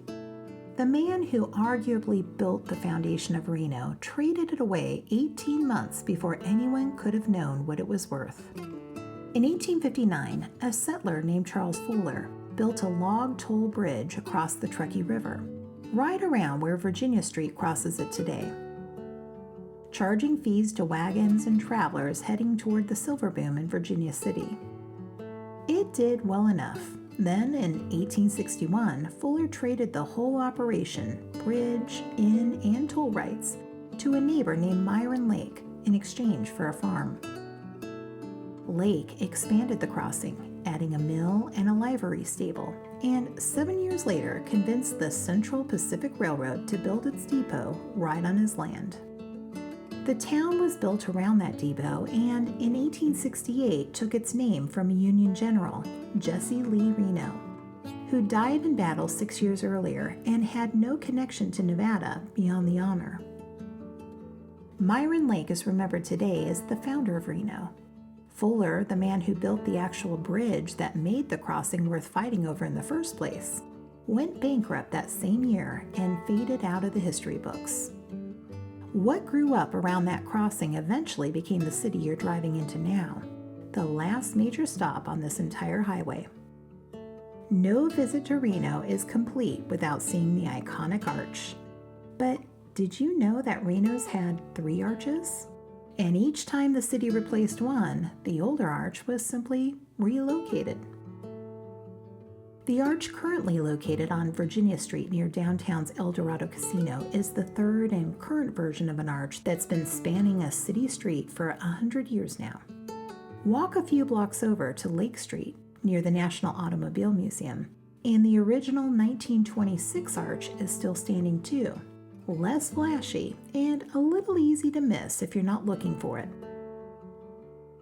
The second arch, which stood on Virginia Street in the 60s and 70s, now spans the road through the town of Willits. Each of these arches have a fascinating story behind them, much too detailed to get into in this video. But there is a separate video which dives into that history on Destination for Vacations channel.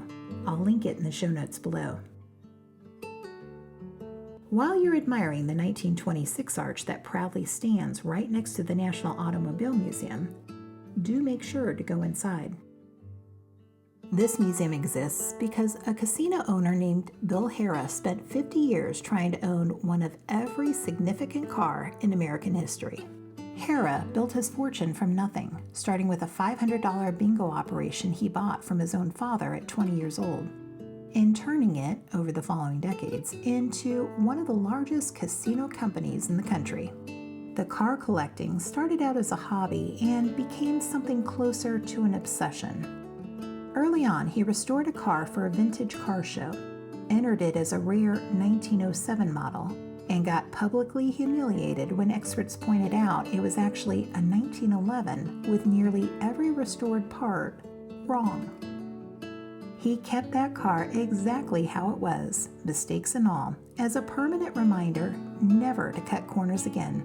By the time he died in 1978, he had amassed more than 1,400 vehicles.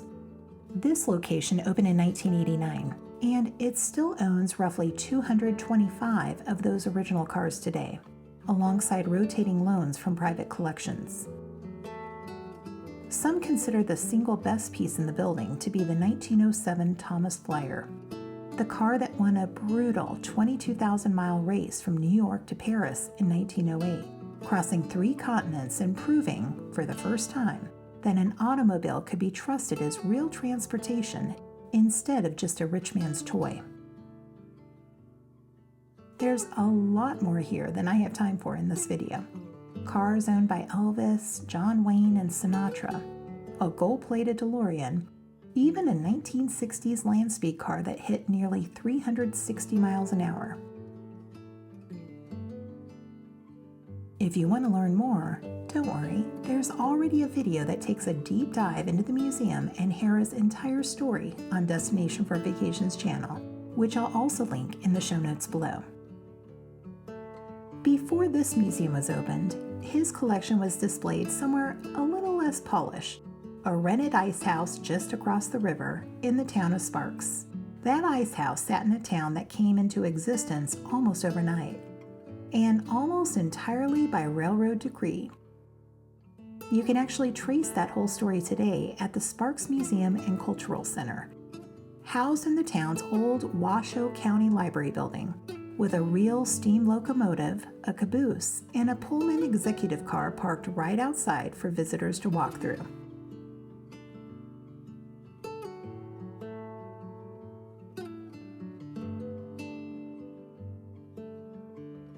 In 1904, the Southern Pacific Railroad decided its aging maintenance yard 30 miles east, in a town called Wadsworth, needed to move closer to Reno.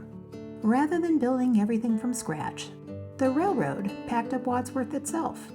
Houses cut into sections, loaded onto flat cars, trees dug up and shipped along with them. And on July 4th of that year, the entire community relocated in a single coordinated move onto land the railroad had just finished filling in, over what used to be swamp. Workers got clear title to a lot for $1 apiece, as long as they built a house on it within 4 months. The new town needed a name. Officials first wanted to call it Harriman after the railroad's own owner, but he turned the honor down. They settled instead on Sparks, after John Sparks, the sitting governor at the time. And the name stuck when the town incorporated in 1905. For the first 50 years, Sparks was plainly a railroad town, built around one of the largest roundhouses in the world.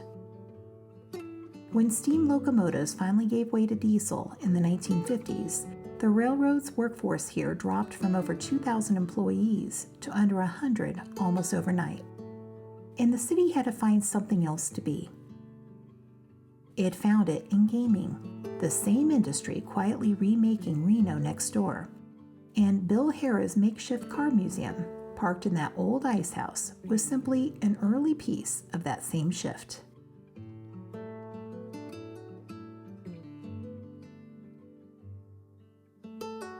One more local landmark stands right next to the museum today. A 36-foot statue of a grinning, gun-toting prospector named Last Chance Joe, built in Hollywood in 1958 by the same studio that made props for Disney. He stood outside the Sparks Nugget Casino for 56 years before the casino's new owners remodeled their building and didn't have room for him anymore. He's been standing here ever since, the closest thing this town has to an official mascot. If you have little ones or you're just an animal lover, there's another detour worth making before we head back into Reno. The Animal Ark Sanctuary. Located on a stretch of rugged land just north of Reno, what began in 1981 as a small husband and wife appointment-only rescue operation grew over the following decades into a fully accredited wildlife sanctuary. The only one of its kind in northern Nevada, spread across 38 acres and largely powered by its own solar panels and wind generation. Most of the animals here can never go back to the wild because they've been injured, orphaned, or confiscated under circumstances that left them unable to survive on their own. But not every animal here stays for good. Animal Ark also runs a black bear rehabilitation program, nursing orphan cubs back to health on a diet built to mimic what they'd actually eat in the wild: venison, trout, berries, pine nuts, until they're strong enough to be re-released back into it.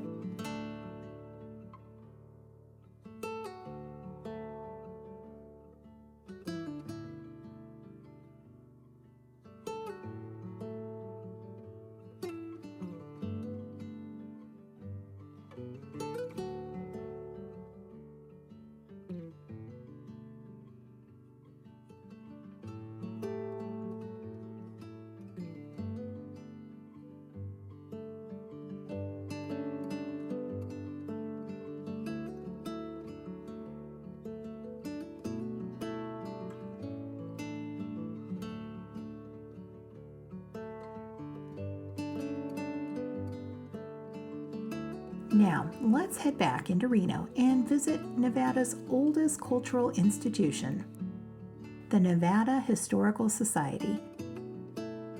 Founded in 1904 by a University of Nevada history professor named Jeannie Weir, who spent nearly 50 years building it practically all by herself. It's a smaller, quieter stop than the Car Museum, with permanent galleries exploring everything from prehistoric Great Basin life to the rise of Reno's gaming industry, plus a research library that holds one of the largest collections of Nevada history anywhere.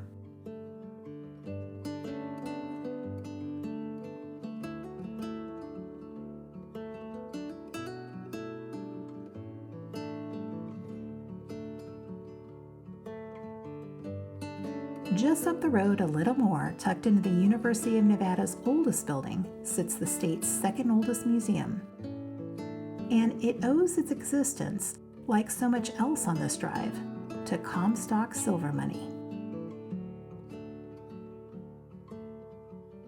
John Mackay arrived on the Comstock with nothing and died in 1902 worth roughly $30 million, one of the richest men to ever come out of Virginia City's mines.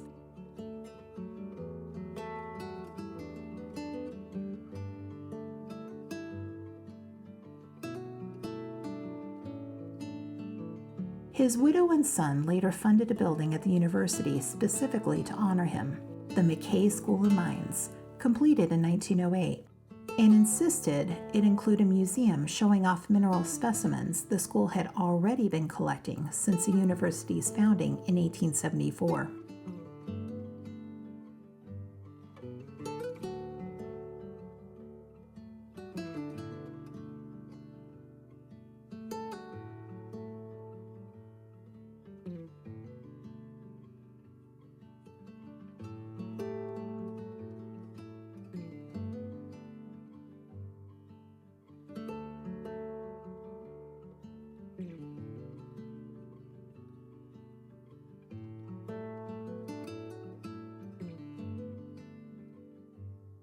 By the 1970s, the building itself had become a serious problem.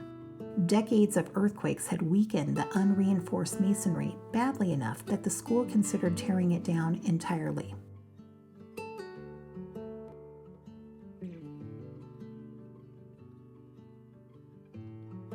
Instead, in a public campaign in the early 1990s, engineers jacked the entire structure up, re-poured the foundation underneath it, and set the whole building back down on Teflon pads, designed specifically to let it slide rather than crack the next time the ground shook.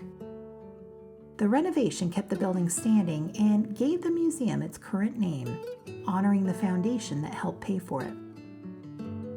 Inside, the collection runs from ore samples representing every county in Nevada to original pieces of Mackay family silver made by Tiffany & Company in 1878.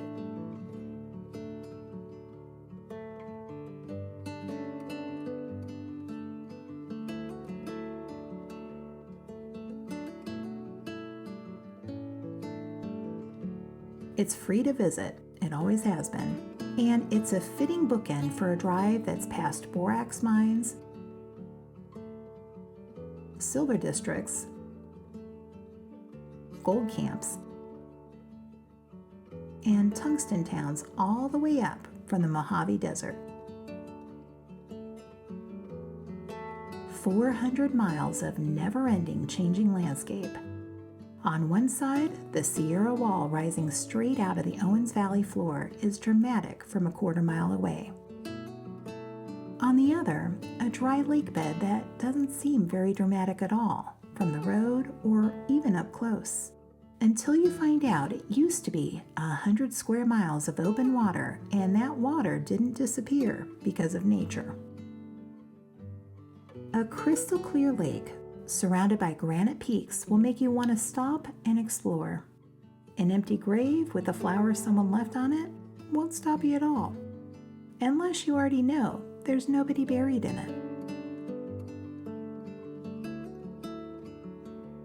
That's really the case for not rushing this drive. Half of what's worth seeing out here will get your attention on its own. The other half typically won't. Not unless you understand the history behind it. But now, after watching this video, you do. So, what about you? Have you made this drive? I'd love to hear your thoughts about Highway 395 in the comments. Which of these stops are must-dos, or is there something I missed that I need to know about? And if you've heard a better version of one of these stories than the one I told, please share, because I want to hear it. I hope this video helps you plan your own road trip on Highway 395 and has convinced you to take it a little more slowly than you originally planned so you can savor the journey. If you liked this video, please do consider giving it a thumbs up, as it helps other viewers discover it and support small channels like mine. Thanks for watching. I hope to see you soon in one of these videos. Until then, here's hoping your next adventure is just around the corner.